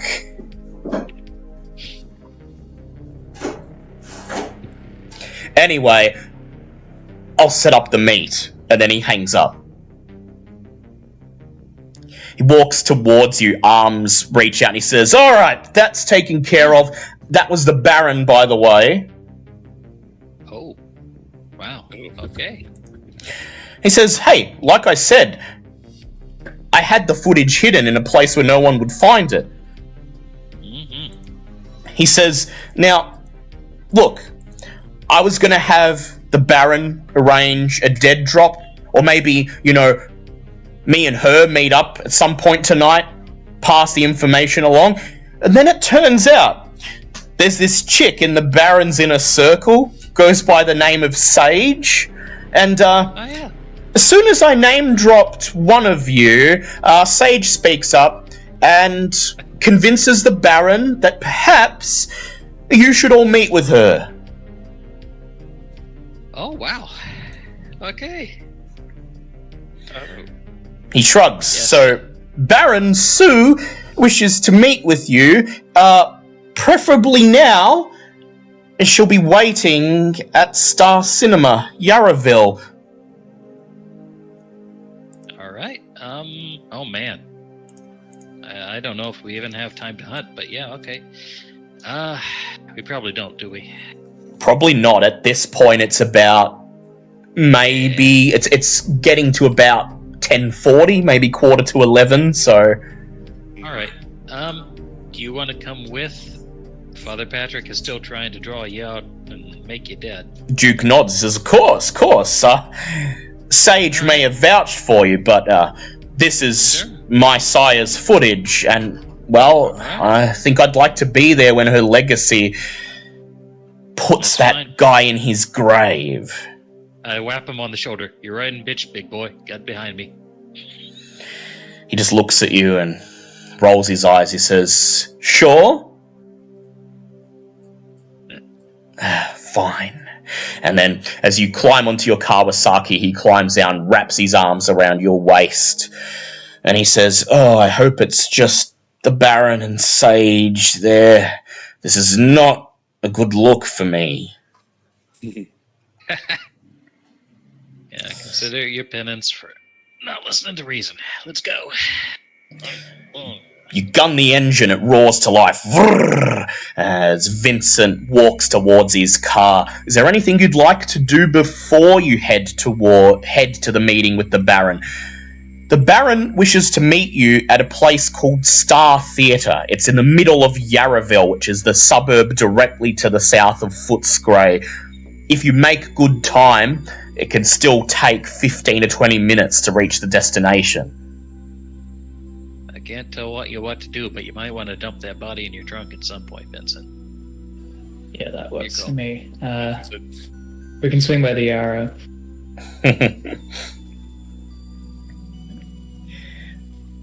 Yeah, we should do that. Yeah. So, anything else anyone would like to do? If we don't have time to hunt, nothing I can think of. We're gonna rouse again just to try and heal one more superficial. So Yep. Yeah, same. I'll just keep doing that silently. Just keep doing it as you climb into the passenger God. side of the Chad car, clasping Clasping your hand to the gash on your torso, summoning the blood and closing the wounds as Vincent gives you a glares daggers at you for coming close to bleeding on his upholstery. And then, Make sure to smear a little bit of blood on the seat. just in case, you wait until Vincent turns to turn on the ignition, and when he's not looking, you just dab a finger into the blood and then wipe it on the headrest of your seat, on the side facing the window. On the side facing the window so that Vincent won't see it. Draw a little smiley face in the blood. Some happy trees. Having not seen this, as I get into the car, I pass Sylvia the steak launcher. I don't want it in the boot right now, just in case. Fair point. Alright, I'll hold on to it. Stake launcher rests on Sylvia's lap as Vincent turns the key. The engine roars to life and follows the Kawasaki out of the parking lot into the night. I'm gonna take this moment to go for a quick bio break. Be right back. Yep. How's everyone looking on hunger? I'm at 3. I also ended up at 3. 3. I'm still at 1. You're still at 1. Derek's still at 1, and I think Vincent's at 2. So, would you like to keep an eye, just in case, on the way there, see if you can snatch a quick bite? I'm not guaranteeing you'll be able to, but... Sure. Might catch a hitchhiker or, somebody who's out late. Or... Yep. So, Who knows? you speed off through the suburb. The trendy cafes give way once again to endless industrial wasteland. And then on the other side of that is Yarraville, a suburb that is less industrial and more just old. You pass through streets lined with houses that look as if they were built easily 100 years ago. And as you drive, I would like anyone who's looking for a possible snack to please go ahead and make a wits awareness check.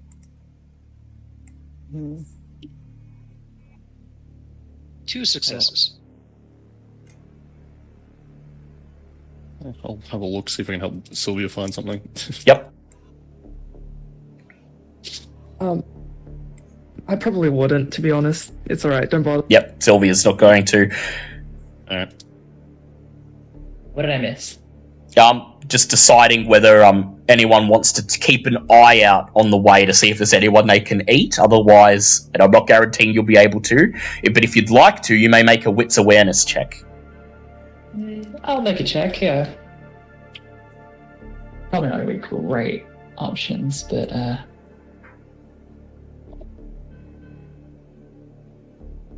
1 success.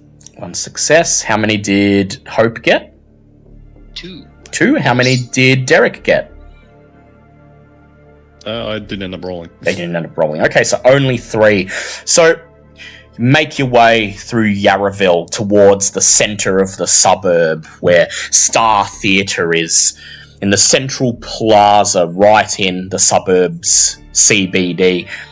Several of the old Victorian-style houses are well lit, music pumping out into the streets, various New Year's Eve parties underway, and a couple of times you pass by a park or an empty lot here and there, or maybe a business such as a cafe or a bar that's braving New Year's Eve, remaining open during the night. All of these places are packed with people, and you decide that since this might be your last chance to feed, you may as well try for it.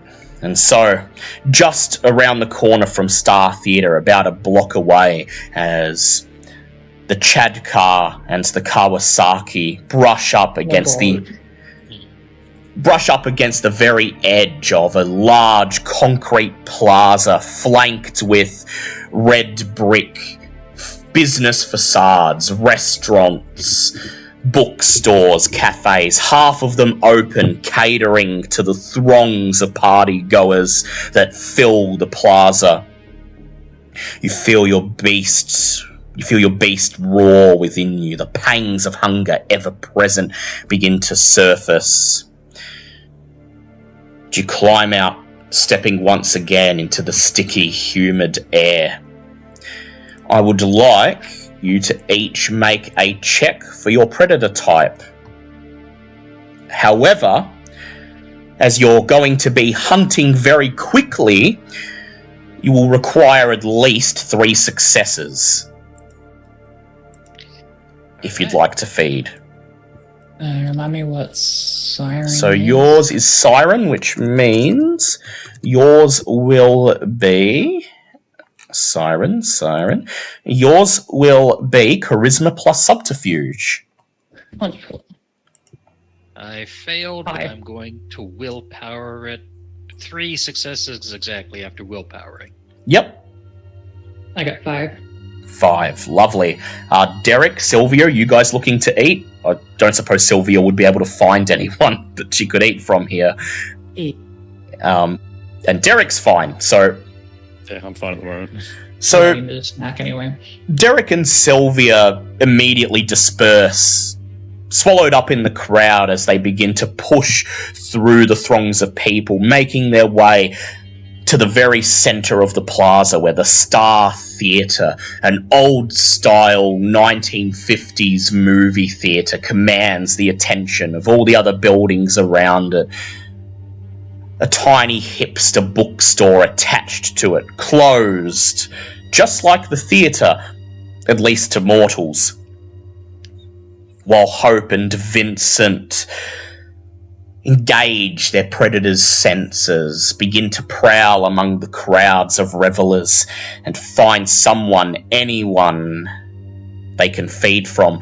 Hope, are you going to just going to find someone with any visible signs of being a member of the body mod community, or are you going to be attempting to feed a bit more carefully and search for people who don't have such obvious signifiers?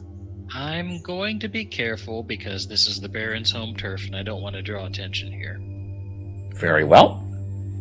So, I'd like you to make a wits awareness check, please. Alright. 2 successes. 2 successes. So you look around, there's so many people all around, many of them have obvious signifiers of being in the body mod community. Tattoos, earrings, other piercings. And each time you pass one of them without feeding, your beast roars at you. The urge to simply ignore the possible dangers and feed is almost overwhelming. And then finally stepping out of one of the bars for some fresh air and lighting a cigarette, stepping into a nearby alleyway, you see a woman in a long white dress, and there on her right earlobe you see a barely healed piercing hole. You approach her as she takes a drag from her cigarette. She holds it out. She says, "Oh man, good party tonight. Like, this is the first time I've come down here, and oh man, I don't know why I've put it off so long." I know! It's great, isn't it? Arm around her shoulder. You should let yourself go. Whoa. Tripolo, I think I had to drudge to mink. And I lean on her shoulder. She catches you as you fall, and you sort of half push her further into the alleyway, and she says, oh, careful there. Maybe you should lay off for the rest of the night. And at this point you withdraw from her, licking the wound shut as you do. And she says, oh man, I was going to ask if you wanted me to buy you a drink, but I think you out here alone tonight? Hopefully you've got friends. I mean... I am. It'll be okay. You're a good person. Thank you. She holds out her cigarette. She says, need a drag or something? Perk you up a bit?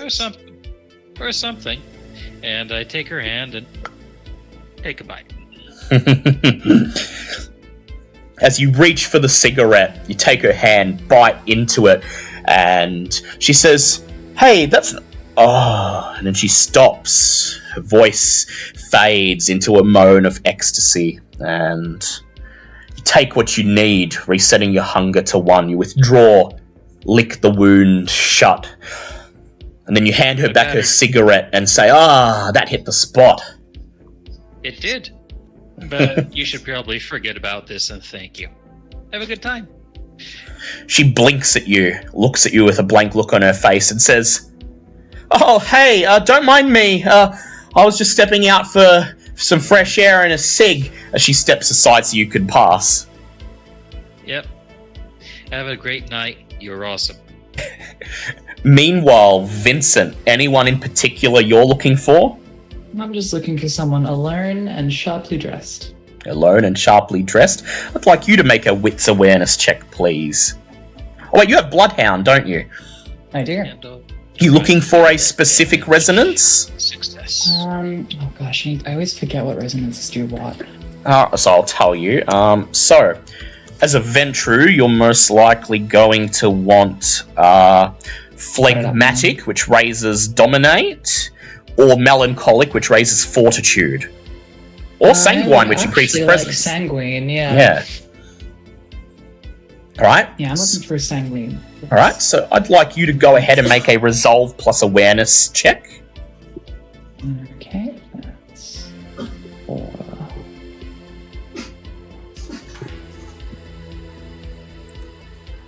Oh, critical. Critical. Lovely. Number of successes altogether? 5. 5. So as you see Sylvia and Derek arrive in front of the old movie theatre and stand in front of the thick wooden door, you look around, scanning the crowd of revellers around you. The din of partygoers fades as your vampiric senses take over. You're hearing piercing through this din. Everything around you is almost silent, unmoving. You sniff the air. And then you see your prey.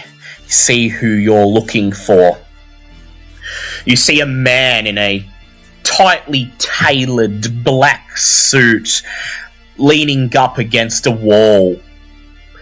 He's chatting to a blonde-haired woman dressed in jeans and an artist's vest, and although she seems to not be paying him much attention, he is very clearly into her. You can smell his arousal on the air.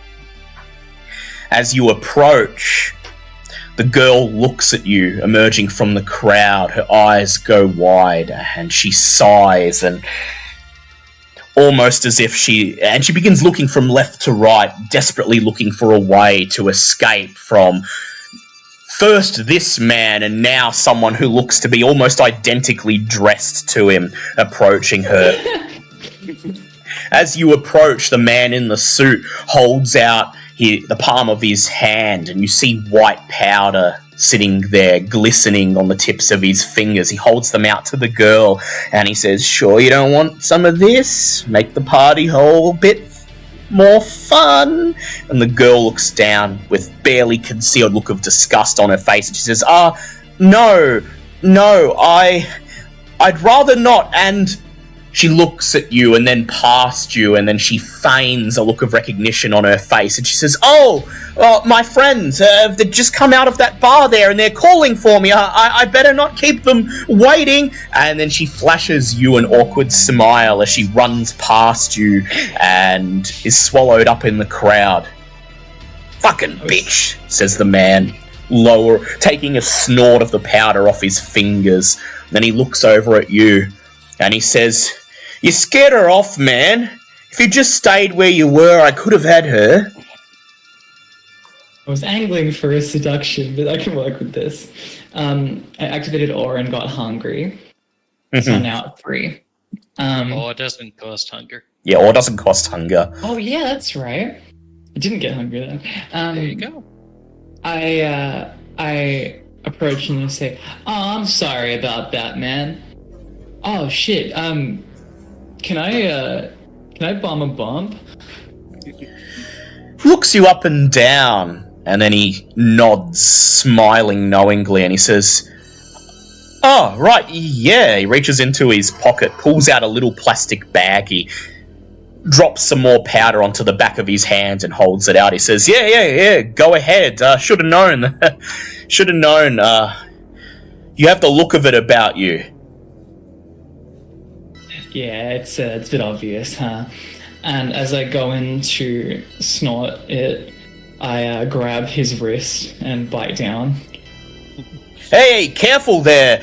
Watch where you... And then your fangs pierce his skin and he stops talking. And as he breathes deep, he looks at you, your presence activated, and he says, "Hey, you know what? I didn't think I swung that way, but you cut a fairly nice figure yourself." He raises an eyebrow, and then you wrap your arm around his and pull him around the corner into a deserted picnic square.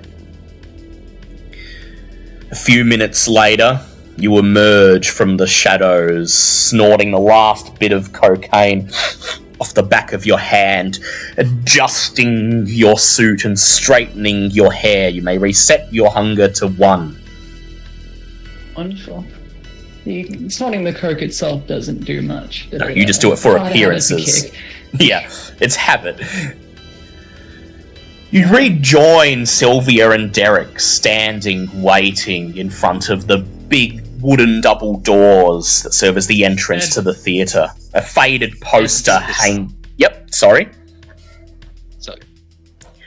A faded poster hangs to the left of the door, advertising some sort of indie art movie. It's optimistically titled "Everyone's a Robot." It has a picture of a crowd of people, much like the one you stepped through. At the head of the crowd is one person whose eyes glow bright red.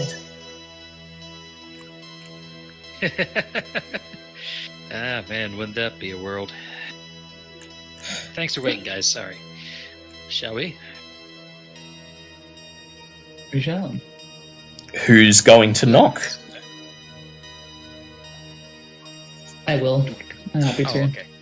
Go for it. Vincent steps forwards, clenches a fist, and raps on the thick wooden doors. A speaker bursts to life on the right side of the door. A voice cuts through the static. Names. Not doing this again. Hope. Hope, Vincent, Derek, Sylvia, and Duke. You get no response, save for a hushed voice in the background, the same one, obviously talking to someone else. You hear snatches of Mandarin. Sylvia, you hear it. The person is asking someone if the names are correct. A female voice snaps something back in response, and then in English, the voice says, "Okay, you're clear. Come on in." And then you hear a loud click as the lock on the other side of the door unlatches. I'll open the door and kind of... Push open the thick wooden door and step into the lobby of the movie cinema. It's completely deserted. The velvet carpet is clean and the snack bar is unmanned. There's a single message displayed on the marquee. It reads, "Baron of the Damned. Midnight showing, Cinema 3. Oh, that's handy. I guess we don't need tickets. Classic. Make your way down the hallway beyond the lobby, passing cinemas 1 and 2, and then sure enough at the very end you come to cinema 3. The door is wide open and on the other side, pitch blackness.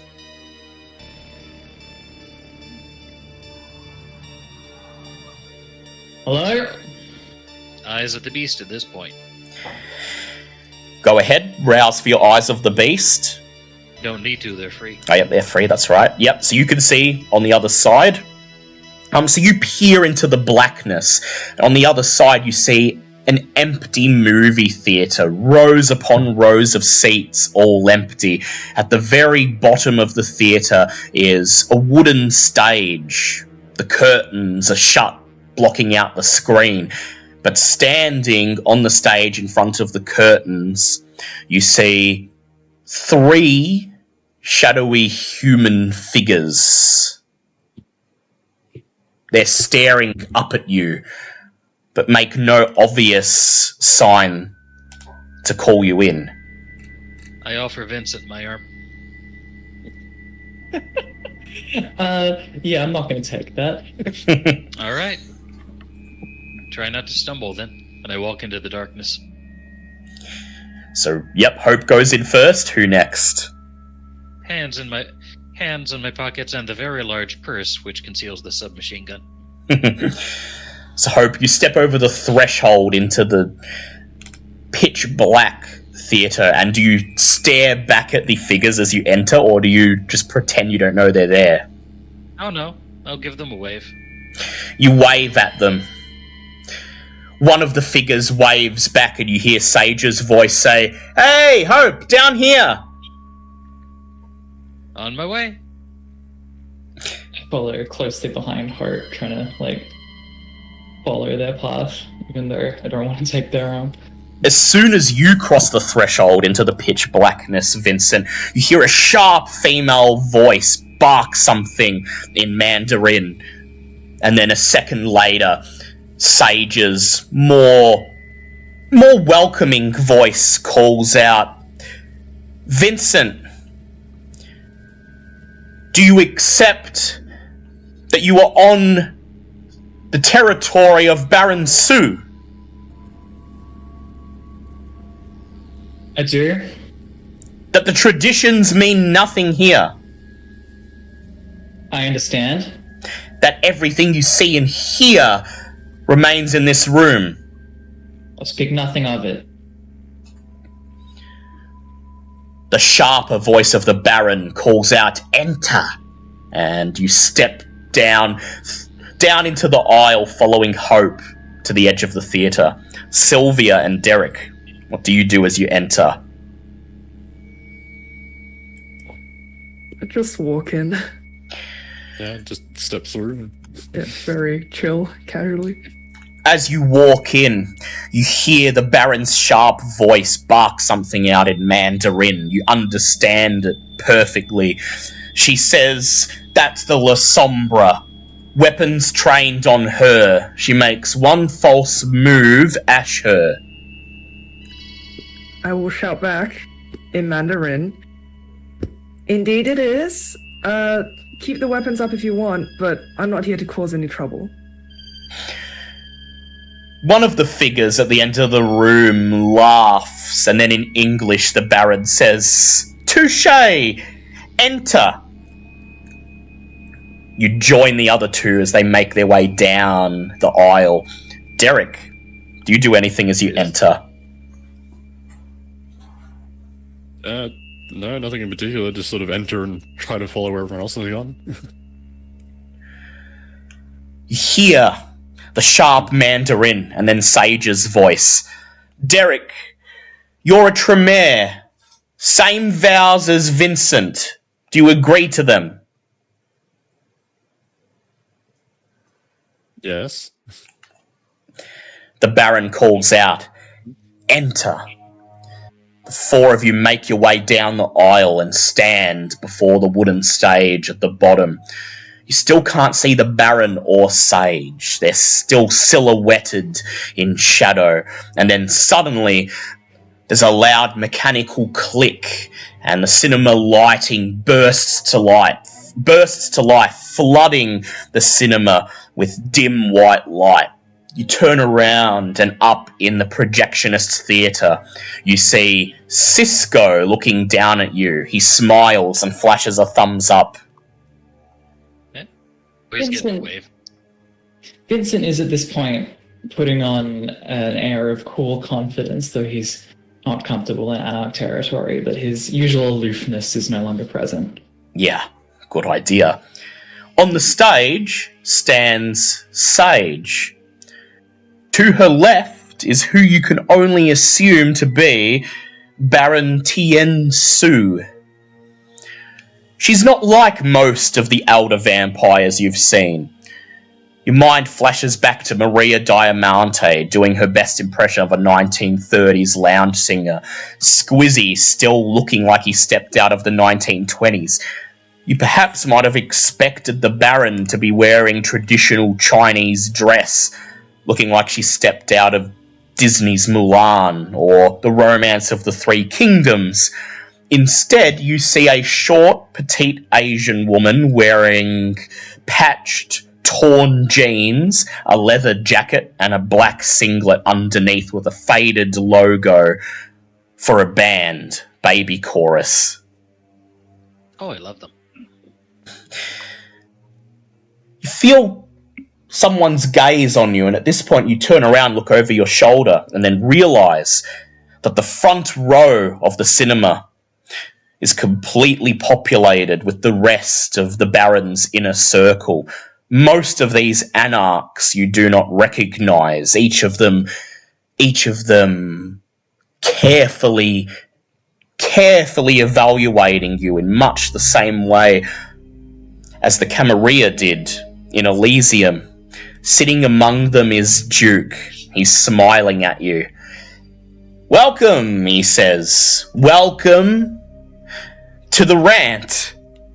In unison, all of the anarchs raise hands and cheer. "One of us! One of us!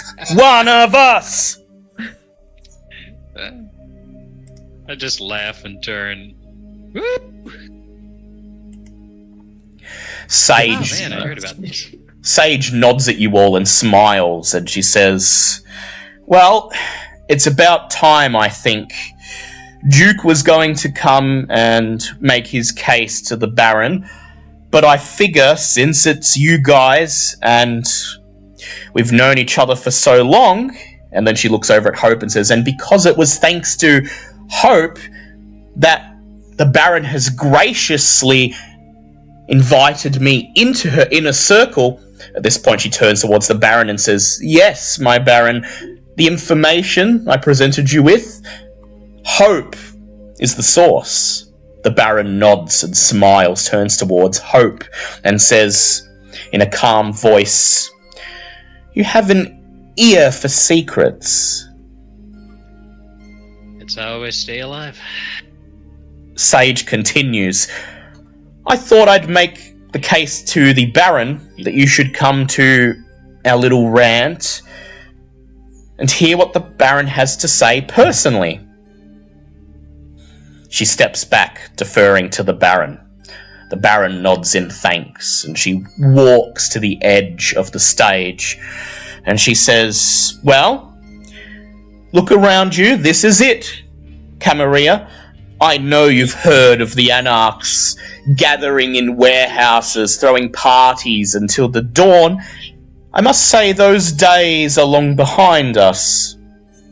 With that traitor Squizzy still enforcing his will on the city, and rumours of the Second Inquisition, I'm afraid but 10 of us meeting in the dead of night in a quiet, empty theatre is all we can muster. I hope you find this adequate." She glances at Vincent. Quite all right by me. I regret that relations have gotten so strained. She just smiles and she says, "Do you now, Cam? Understand that your sire and his ilk are doing their very best at the moment to drag your name through the mud and get your prince to call a blood hunt upon you." That they are. Things within the Camarilla are stressful at the moment. The Baron nods and she says, "In that case, consider yourself among friends. At least until you decide to cross us. She holds out her hands, bows to you, and then turns to the others, and she says, I am Baron Tien Su. The title is not one I sought, but one I found and was given nonetheless. Once upon a time I was of the Camarilla, as many of us were. She gestures towards one of the seats, and you now realise that seated in it is Jackie. She looks up at you and smiles. A long time ago, until Squizzy ruined that. I'm curious, which among you have heard of the history shared between Squizzy and I, if at all? I glance at the others. Okay. I'm given to understand that he took advantage of an oil fire to slay your sire. Bushfire, she sharply corrects you. Ash Wednesday, Sorry. In fact. The smoke was so thick it blotted out the sun. Not that many of us would even then dare to brave the daylight, but Squizzy always had balls, and so he did. Approached my sire, Prince Liton, in his haven, and diablerized him. She turns to the rest of you. Drank him dry, much as you would to a mortal. Absorbed his power and his generation, and he thinks he's Praxis's prince. I had to flee to Adelaide for quite some time, but the Anarchs reached out to me, and eventually I was drawn back to the city. They impressed upon me that we had a common goal, to wage war against Squizzy and eventually wrench his princedom out from under him, and so I became Baron. These days, I think I subscribe more to the beliefs of the Anarchs. Once Squizzy is out of the way, we will have no more princes in Melbourne. She trails off, narrows her lips, and says, and that is why you are here. She looks over at Duke and she says, as I understand it, Duke's sire captured very valuable evidence of Cassius and the Ventru conspiring to undermine Squizzy's princedom. She says, normally, I wouldn't care either way. In fact, I'd rather not have Thornton Adams as prince. I feel he would be a far more effective candidate for Praxis than Squizzy ever was. And so, normally, I would keep this information under wraps and make nothing of it. But Duke has convinced me that the time is right for its release, and that you neonates hold the key to making use of it. So, she takes another bow, please, enlighten me. Duke was very vague on the details, and I thought I would hear it directly from your mouths. What do you plan to do with the information that was recorded by Melanie Morgan at the cost of her own life? During this, Vincent has feigned stoicism, but he is quite taken aback at this being the first time he's heard someone speak so declaratively about diablerie. He has heard whispers, but no one ever talks about it openly in the Camarilla. Yes, it's a taboo topic, but apparently not among the Anarchs. Oh no. And I step forward, look at the others. Should I do this? Okay. Alright. Yeah. Well, understand that for us, and this is personal for a number of reasons, but it's also for the benefit of the entire kindred community. in Melbourne and elsewhere. You see, it all comes back to a man called Father Patrick, also known as Cassius. A man, a kindred, who left Brisbane in a hurry seconds before the Second Inquisition scoured it clean. Kindred who we've confirmed was collaborating with them.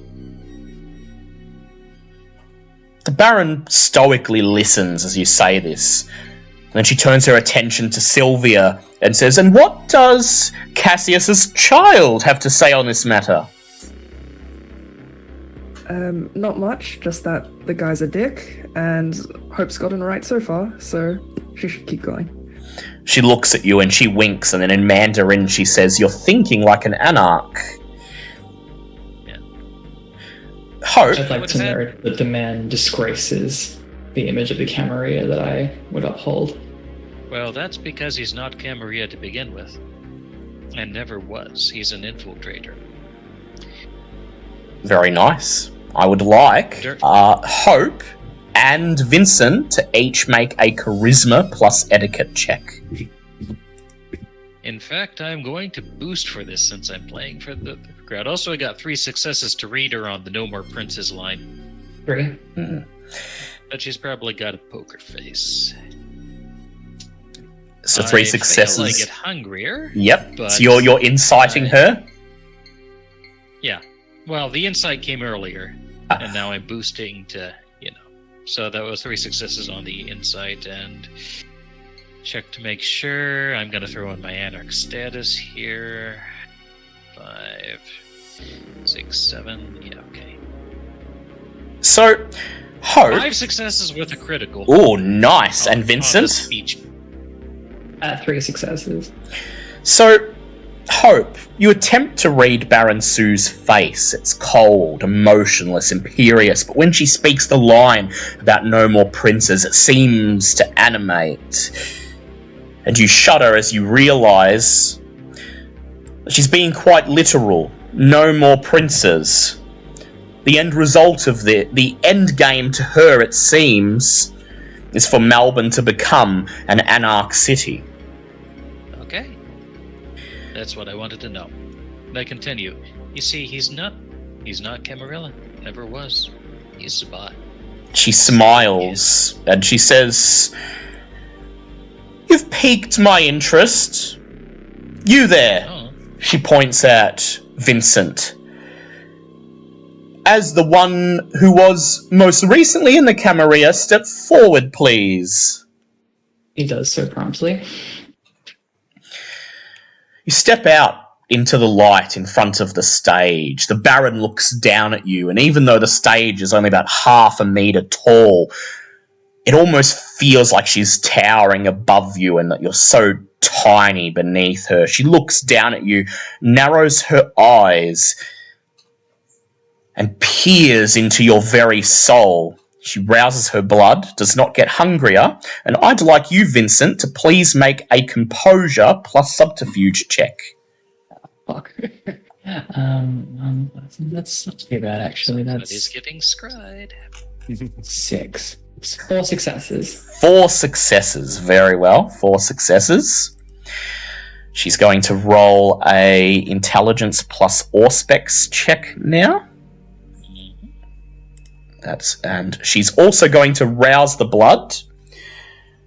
She does not get hungrier, and she adds 2 extra dice to her pool. That is 4 successes. Oh, And one of them's a critical. fuck. She looks down at you. And she says, nodding, I am satisfied. I can see it in your soul. You think you command influence, but deep down you know that you're nothing more than the fall guy. And furthermore, she looks at the other 3 of you in turn. You have engaged in the Vauldery. Interesting. He says it with such relish. Oh dear. You can detect that, then other people can too. This might be a problem. She says, well, Was I aware of this? you were not, but you've been in such close proximity to the coterie that, like, some of their aura is rubbing off on yours. This is the first you've heard of it, though. I sort of turn to look around at them. Yeah, the Vaulderie, that thing you taught us, Derek. Basically, we needed it to break Sylvia's blood bond to her sire. So that's how you did it, says Baron Sue. She says, well, I'm going to put this out there. You understand the Vaulderie is a Sabbat ritual. What the fuck? Derek, what did you do? I may have left that out to the others' knowledge. Derek. But we needed something to break the blood bond that was a little more immediate. No. We'll talk about this later. Okay. The Baron smiles a cold smile and she says, hey, I don't judge, but you know who would judge? The Camarilla would judge. For you see, the way they would look at it is we have a La Sombra and a Samis, two Sabbat typical clans, engaging in Sabbat rituals. Surely you can see why that would reflect badly on you. If Sage told you about where I came from, you'll understand why I don't love this. But yeah, this is... it doesn't look good. Sage just swallows his anger for now. Sage just flashes you a smile that says sorry. The Baron continues. Well, anarchs we may be, and yet kindred we still are. So, the way I see it, I hold this piece of information that if I were to release to the Camarilla, would have your unlives forfeit in a second. You would be immediately blood-hunted by Leslie and that toad of a seneschal, that Specs, as she says his name, her skin crawls with revulsion. So the way I see it, any proposal I make here, well, if you don't see it my way, I hold the power to essentially force you to do so. You understand that? Lady, and I say this with all due respect, it's fine. You have leverage on us. If that makes you feel happier, okay. We didn't come in here with any intention to screw you over or any of these guys here. We are here to get Father Patrick into Ash. Because he's a Sabbat infiltrator working with the SI, trying to screw everyone over, set you and the Camarilla at each other's throats. And he's attracting enough of the Camarilla that taking him down is going to throw a real spanner in the Ventru, which is really going to shake things up in court and give you enough chaos to do something with it. So, if you want leverage on top of us, that's fine. We are going to take this information, ram it straight up his ass, get him dead, get the court in chaos, and see where the pieces fall from there. Hope, I'd like you to please make a composure plus etiquette or streetwise check.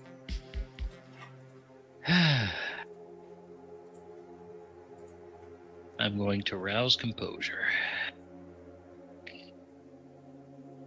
Hey, success.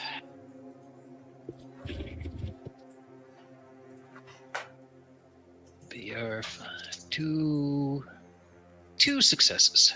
2 successes. The Baron hears your plea. She doesn't respond. Instead, she simply says, we'll discuss more in a moment. She looks up towards Cisco in the projectionist's office, makes a hand gesture, he nods, presses a button, and then you hear a mechanical whirring as the curtains begin to part, revealing the cinema screen. The lights dim, and the film begins to play.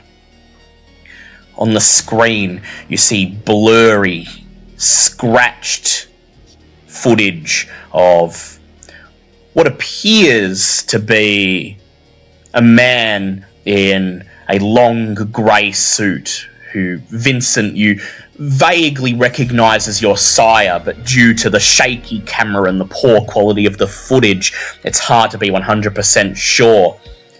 Standing across from him is a man dressed in the telltale black robes of a Catholic priest.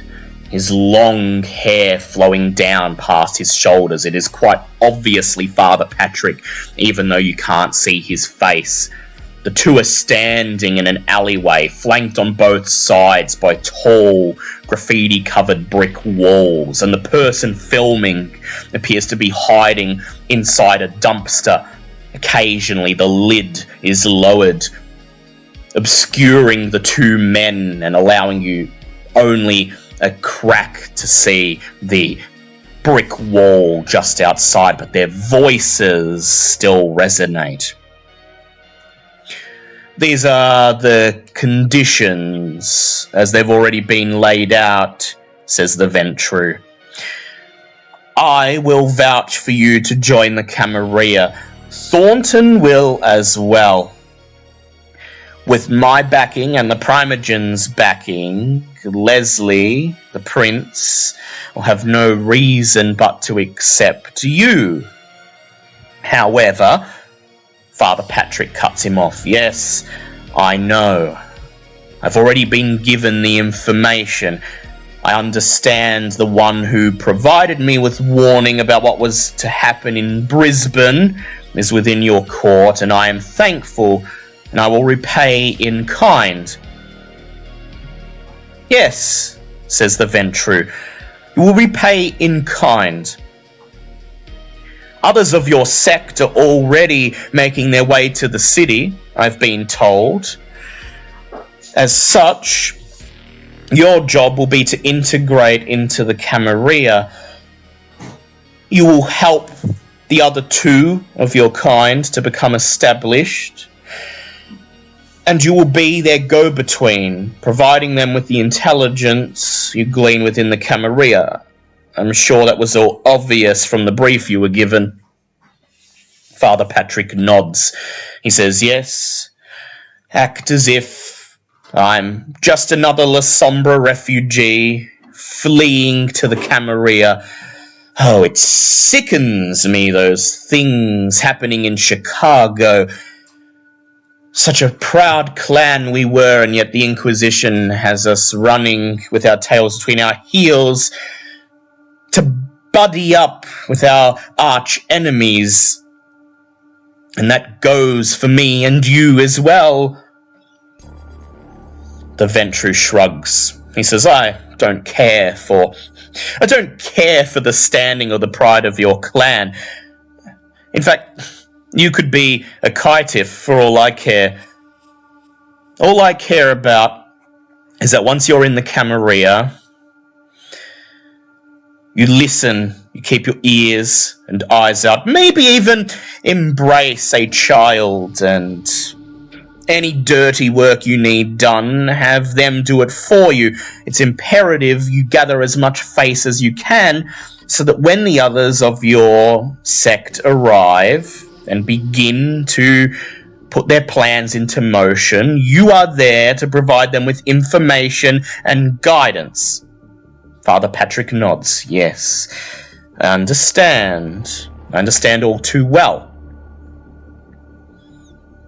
The Ventru takes a step forwards. At this point, he's face to face with Father Patrick. They're only inches apart. And he says, good, so long as you understand your place. Now, I have it on good authority that 5 nights hence, the Second Inquisition will be launching an attack. The attack will be made on 5 specific kindred, some of them Camarilla, some of them not. But they will be chosen for on this specific night, they have chosen to embrace Childer. The Inquisition has been given the location of where these embraces will take place.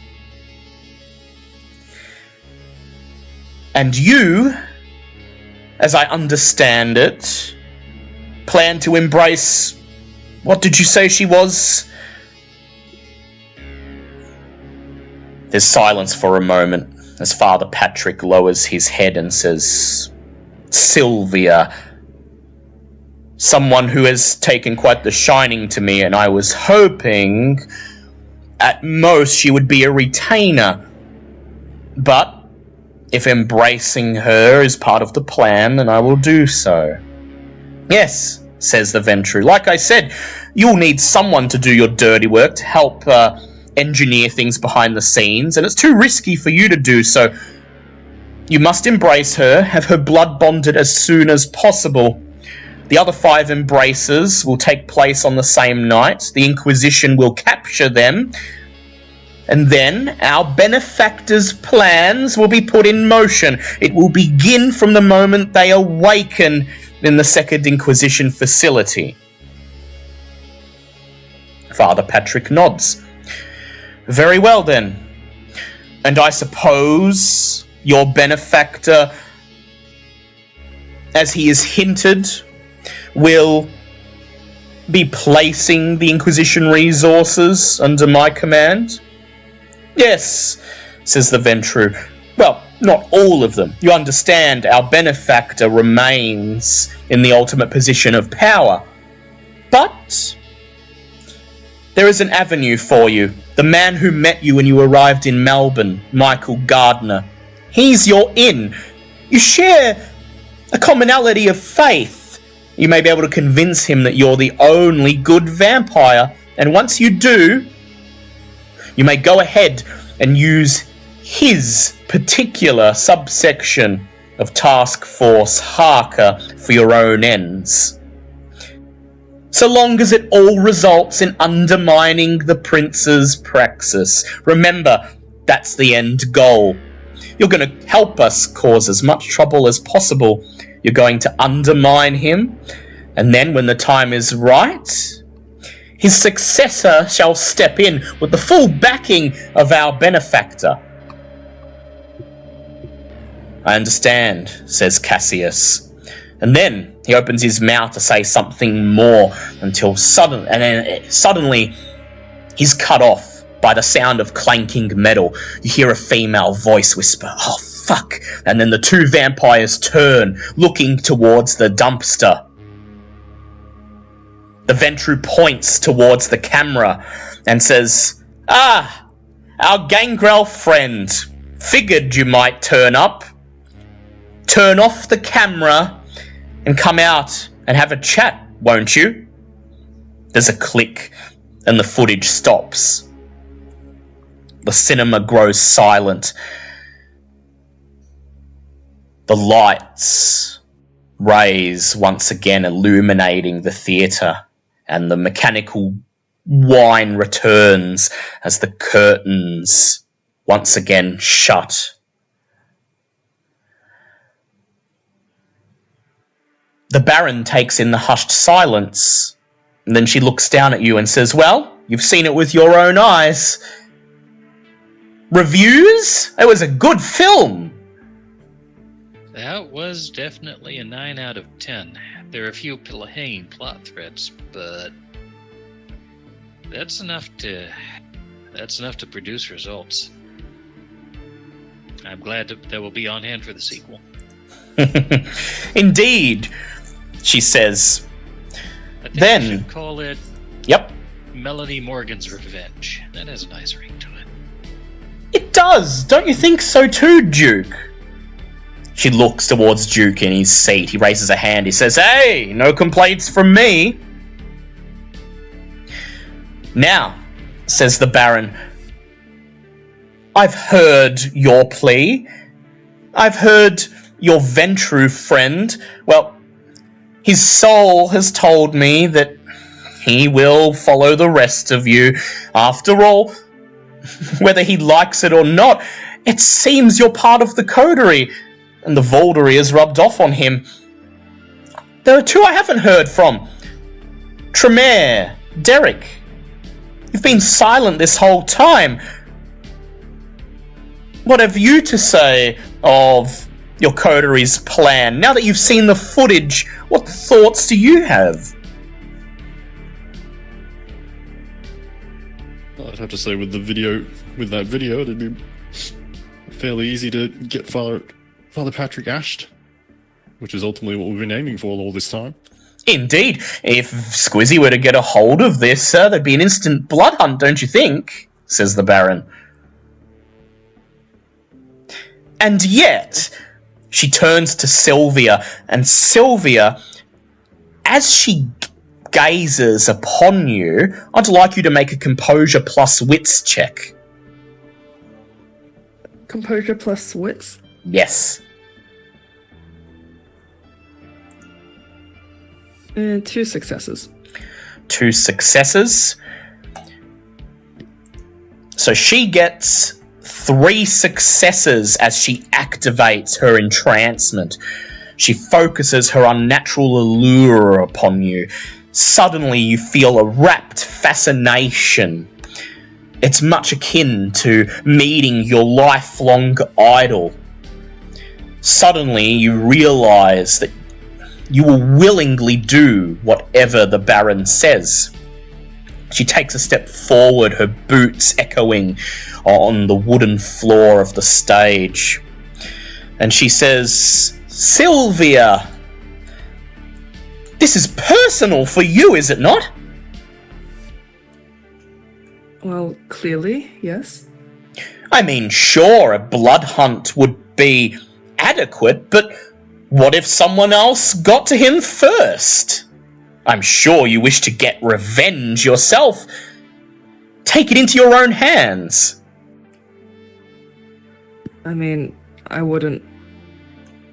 don't dislike the idea of that. She smiles and she says, if you had the chance to dash his head with your own hands, and then perhaps even take his blood, as it is rightfully yours, you would jump at the chance, would you not? Does sound pretty nice, not gonna lie. Sylvia. Vincent? Listen to Yeah, yourself. I have no laws against that. I shoot Vincent a glance. She turns and looks at Vincent and she says, and yet I get the impression, Vincent, that even though this is more personal to Sylvia than to anyone else here in this room, you would prefer that it results in a blood hunt and you regaining some face out of it. There's more to it than that, but I would rather things are resolved cool-headedly. She says, well, what do the rest of you think? Hope? Derek? Should Sylvia take this into her own hands?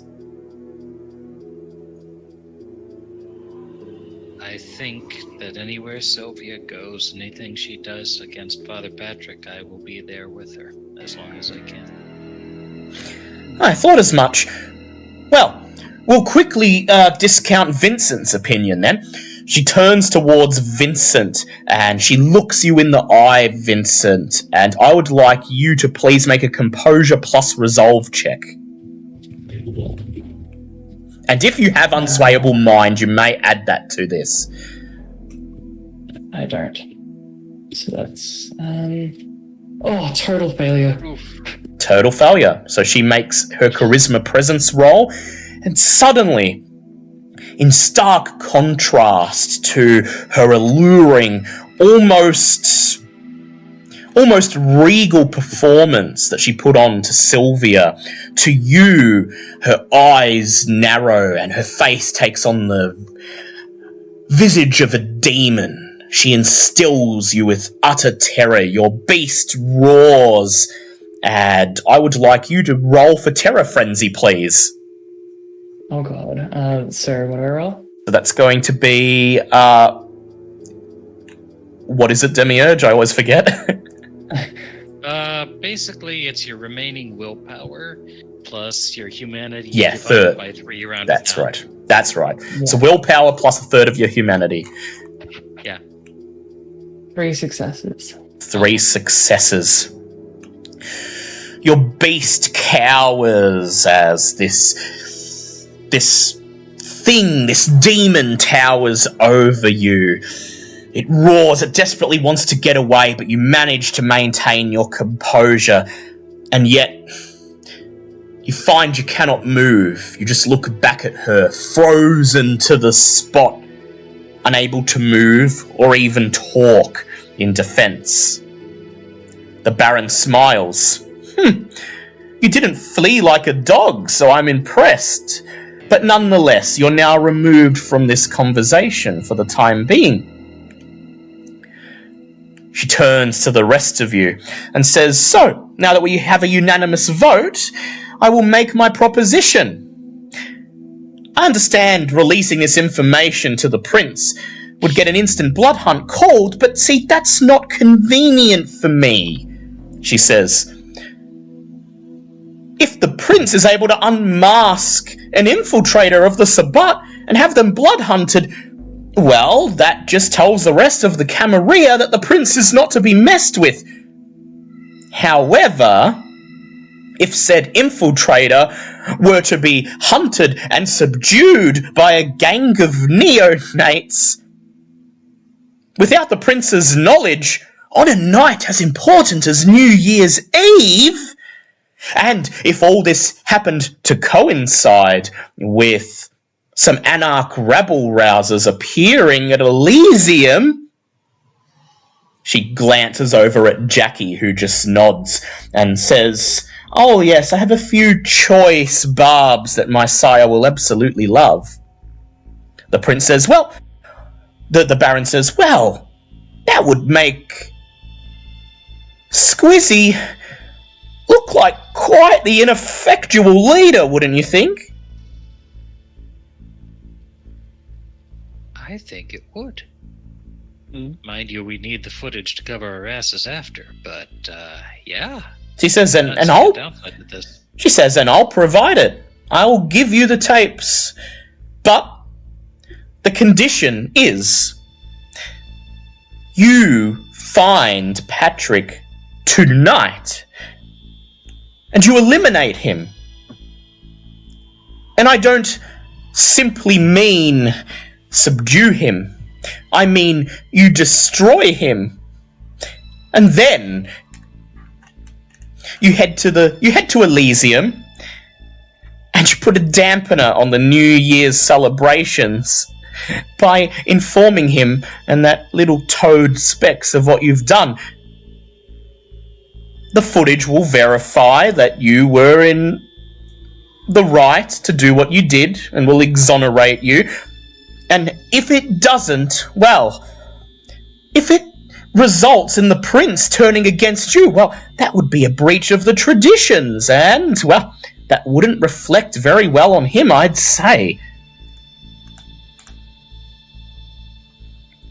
Hope She then- gets a mildly sneaky look and says, oh, yeah. She then looks over at Vincent, who's still rooted to the spot with fear, and she says, and I suppose the footage might raise some questions about your sire, so you get that at least, and be happy that you do.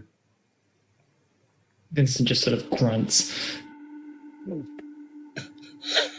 She says, so, what do you say? Do we have an agreement? I glance at the others. I shoot think we- eyes at all of them, but I know I have no say in this. I I believe that we do have an agreement. Yeah, another higher up risking the neonates' lives for their own benefit. I feel like I don't have a say as usual. We are kindred, of course, says the Baron. And, well, this is not the Camarilla Elysium. You do have a say. You can say no. But if you do, I'll be making a phone call and someone at Elysium will be hearing all about your little Vauldery.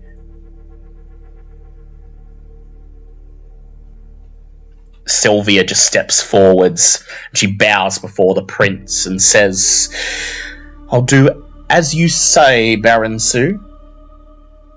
The Baron smiles. She leans down to Sylvia, and in Mandarin, she simply says, I knew you'd see it my way. She looks at the rest of you and she says, oh, and if you do succeed, consider yourselves anarchs, sworn in anarchs, and you're welcome at the rant anytime you wish. Blah, blah, blah, blah, blah. Yeah. Duly noted. And thank you. Assume that doesn't apply to me. She looks over to Vincent and she says, even the Ventru. After all, I'm helping him advance in the Camarilla. So it brings me great pleasure to know that he's also a sworn-in anarch.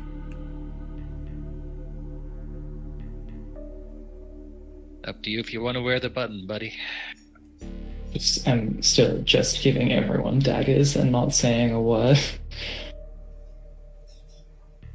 Well, the Baron claps her hands together. You've heard my proposal, and you agreed to it, as I knew you would. So, I wish you good luck and Godspeed. Even now, Patrick is out there waiting to make the next move, waiting to see what will happen. By now, he will have heard that his attempt to abduct Duke's child has failed. And so he's probably preparing for the worst, but... Or has it? I look at Duke. You mind if I get a few photos of you, buddy? Duke shrugs. Go ahead, he says. Wait till we're outside, though. He looks at the Baron. The Baron looks back at him and nods. She says, interesting. Either way, Father Patrick doesn't know who's after him. I think it will be quite the surprise when he realizes it's his own child and her friends. Oh. I think he has an inkling.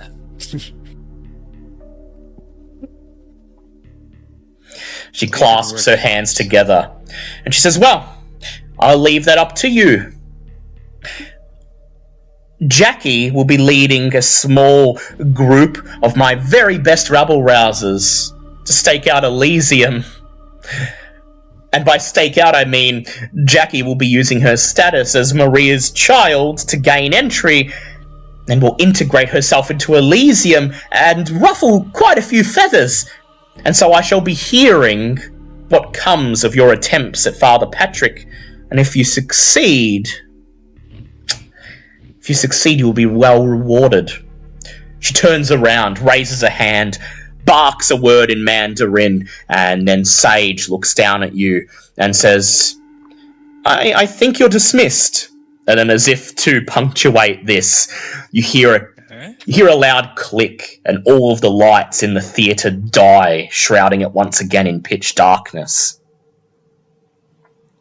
Now that you can no longer see the Baron clearly, Vincent, the pounding terror in your heart subsides. You breathe a deep breath, and you can move once again. All right. I'll slap Sage on the shoulder as I start heading toward the exit. I assume we'll get the tapes after we do this. That's usually how it works, yeah.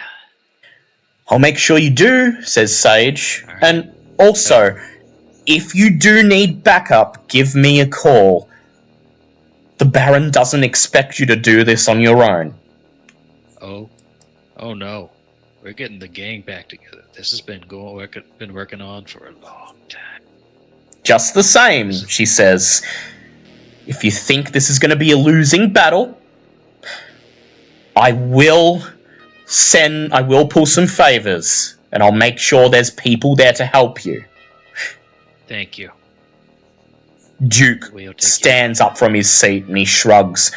He gestures towards the exit of the theatre and he says, well, I guess we're working together for the rest of the night. You first.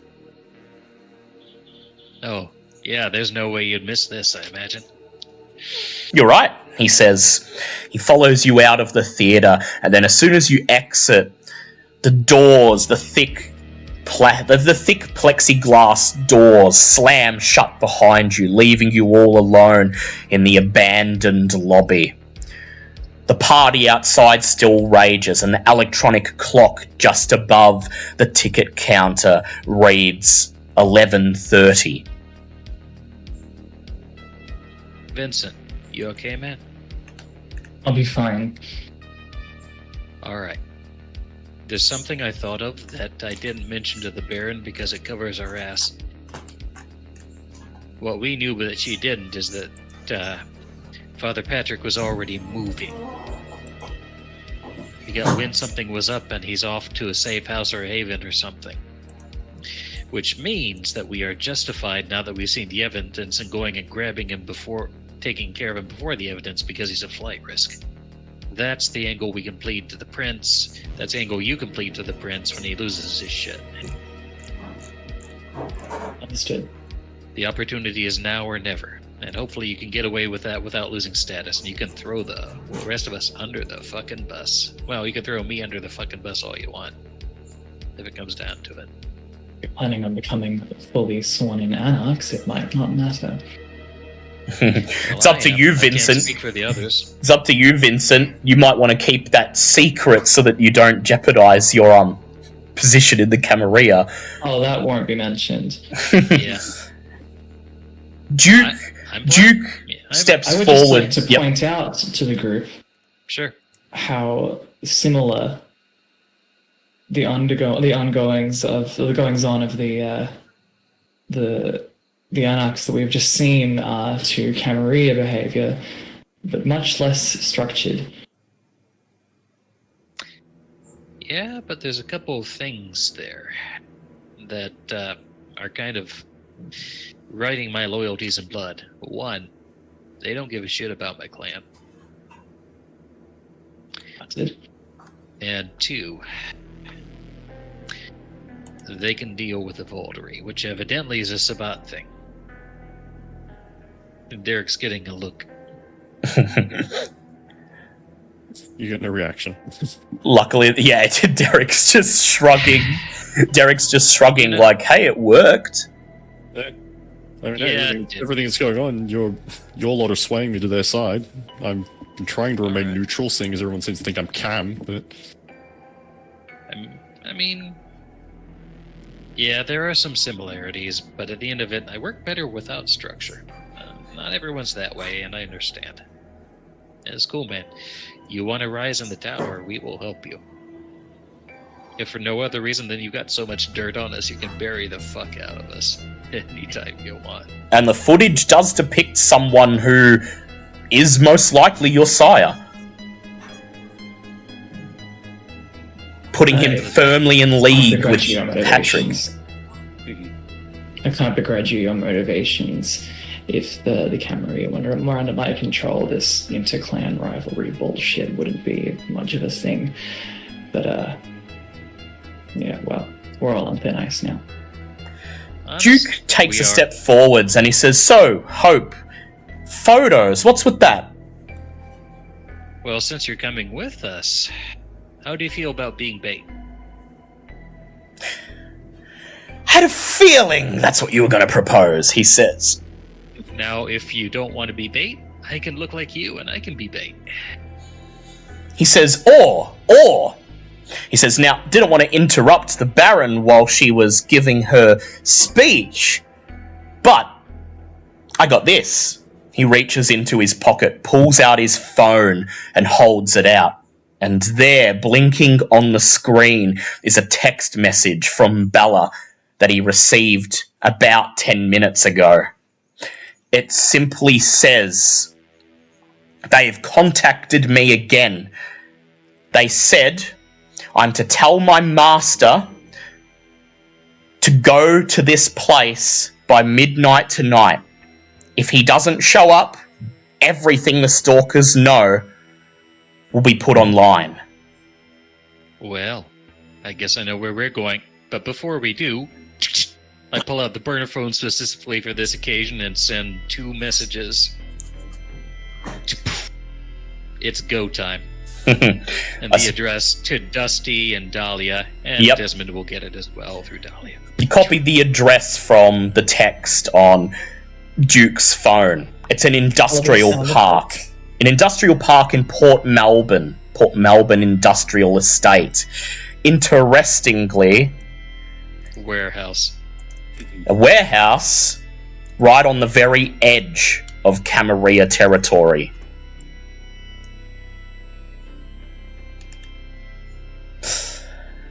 You wait a few moments, and then your phone vibrates twice, Hope. The first message from Dusty says, Sons of Set are on their way. And the second, from Dahlia, says, Desmond will do what he can.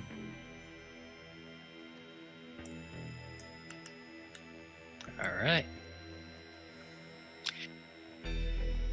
So Dahlia had a vision. I think it's about this place. There's going to be a guy in a cloak up on near a crane, wielding some sort of magical wuju, or I don't know, artifact. How would you like to... This is your chance to plan.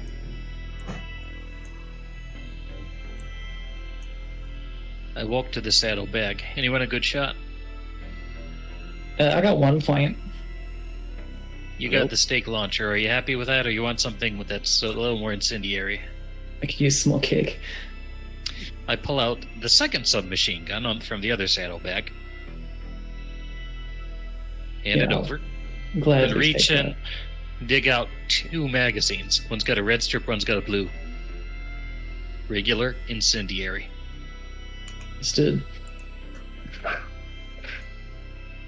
I'll take the incendiary magazine unless I can take both. I don't have many more. I reach in, pull out another one, and put back in my own pocket. Plans. How are we gonna do this, guys?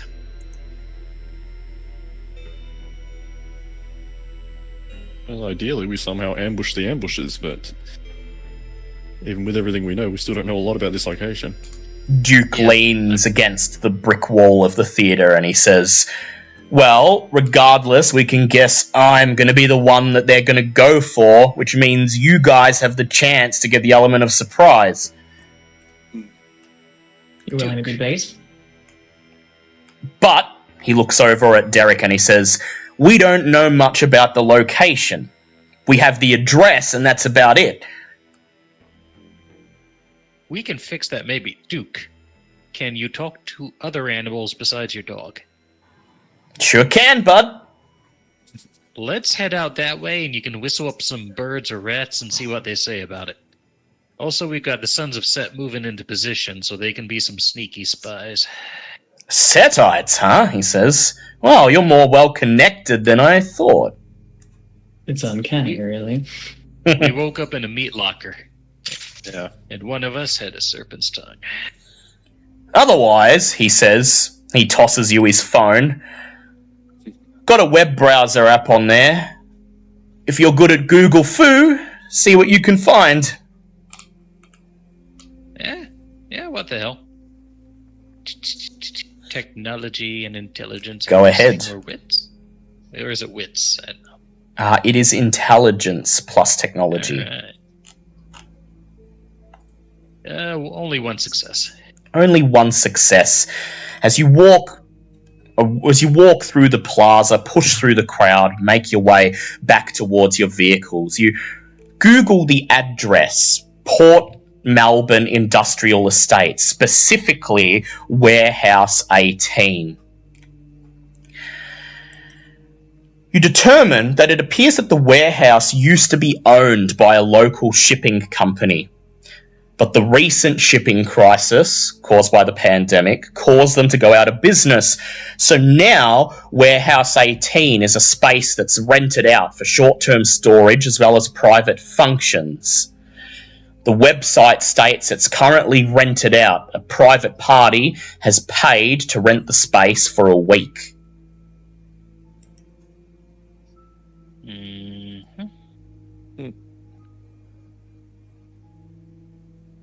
I'll just quickly check my phone, make sure I haven't got any missed calls or anything. Yep, you check your phone and you just have a message from Slick saying, "Hey, everyone's doing the Monster Mash now. Told you I could pull it off."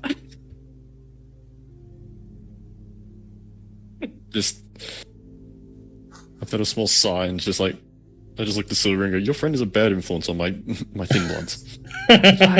Oh no, has it spread? Oh dear. It's a graveyard smash. Oh. Yeah. Oh no, Flash. You shut up. Be quiet. You reach the Kawasaki and the car on the edge of the plaza, and it's at this point, Hope, that your phone vibrates. Let's flip. Dink. It's a video call. I'll take it. You take it. The first thing you see is darkness on the other side. Then, an insectoid jaw smiling. "Long time no see," says Desmond. Hey, Desmond? Ah, Desmond! Holy crap, man. It is so good to see you. Alright, let's cut the shit, he says. "I owe you some information to take down Father Dickface, and then I'm dropping off the radar again. I don't like this vampire shit and I want nothing to do with it," he says. Man, I am completely cool with that, and thank you for this. He says, "I've got a message from Dahlia. It's go time, apparently, which I assume means you're heading out to knock him off. Pretty much. You got a location?" Sure do. Here's the address. You hear tapping on a computer keyboard in the background, and then you see his face light up. Light from a computer screen gives it a soft white glow. And he says, Yeah, Warehouse 18, Port Melbourne Industrial Estate. So you've Googled it, right? You know it's rented out to people? Yep.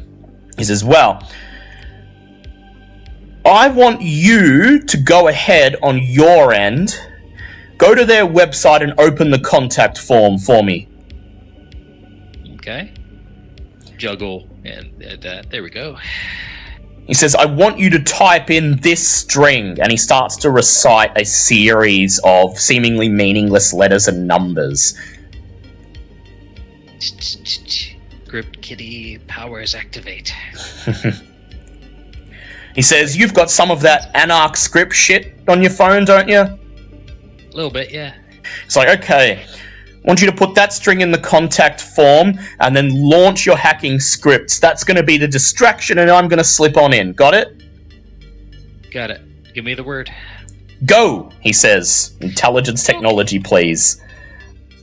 Oh god. You put this on me. I have 4 dice in this. I hope you This is Desmond. I mean, you can give it to someone else if you want. This is Desmond. I'm going to rouse the blood. I succeed. Okay. There we Theoretically, would Derek be better at it? What's this? Intelligence technology. No. No, okay. Give it to me, I'll give it a shot. Yeah, sure. It's going to blow up. But I did get 3 successes, so... Alright. The scripts run. The entire screen goes red and you assume this is a bad thing until Desmond says, Alright, I'm in.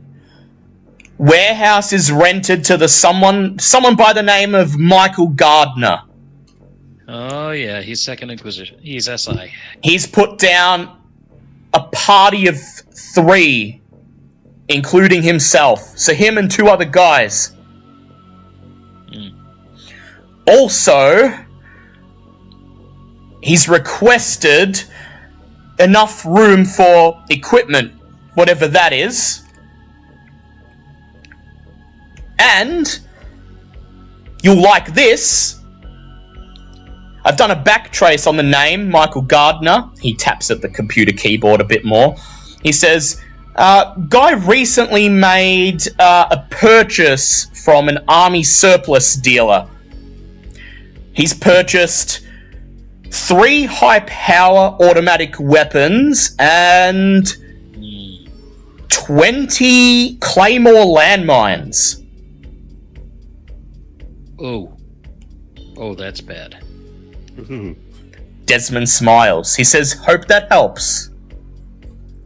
Actually, it very much does. Thank you. That's a lifesaver. He says, give Father Dickface a good one for me. And then the phone clicks, the video feed stops, and Desmond is once again out of your life as quickly as he came in. I'll text to Dusty. Got info. Warehouse trapped.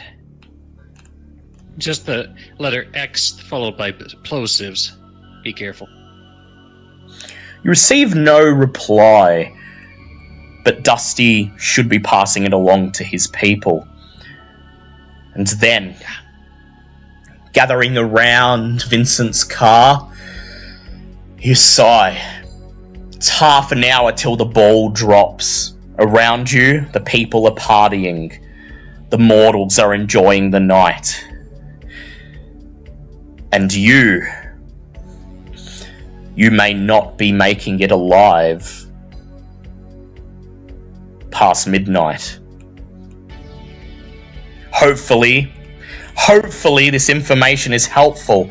Hopefully you'll be able to plan, and that plan will survive contact with the enemy as you watch the mortals partying around you, ignorant of the battle that's about to unfold, the battle that might very well determine the fate of the city they live in. You have a brief pang of sadness. This is the world of the kindred, and perhaps Desmond was right to want no part of it. New Year comes tonight, and you so wish that you were among these people, partying away, not facing very real, very possible final death at the hands of someone who has walked the earth for 100 years or more. And that concludes this session. You each receive 3 experience points as you get ready for the final showdown with Father Patrick. I gotta spend some of those. And I am so close. you are so I'm close. 27 now. I really should spend something. And we will be back next session for part 3 of Auld Sanguine, the final part of the story. The ball drops. As we come to the end of Sylvia's character arc. Hey, I'm gonna miss you. oh, you're such a friend. Yeah. Will she be leaving on a high note, triumphant, finally free from the influence of her sire? Or will it be all for naught? Will Sylvia, at the end of this night, at the beginning of a new year, be nothing more than lifeless ash in some warehouse on the very edge of Melbourne? I hope everyone will be on the edge of their seats next session, because I certainly will. Yeah, I'm gonna have to think really carefully about how I'm spending this experience before that. Definitely. That was Blood and Concrete, Episode 12 of Vampire War for the Second City, a Vampire the Masquerade 5th edition actual play podcast presented by DM Fiat. With me, Dale, as storyteller, Lost Demiurge as Hope, H. Quen as Sylvia, Paradox Mimic as Derek, and Ash as Vincent Merriweather. Music was created by Kevin MacLeod and is used with permission. Vampire the Masquerade and the World of Darkness are the registered trademarks and property of White Wolf Entertainment and Paradox Game Studios.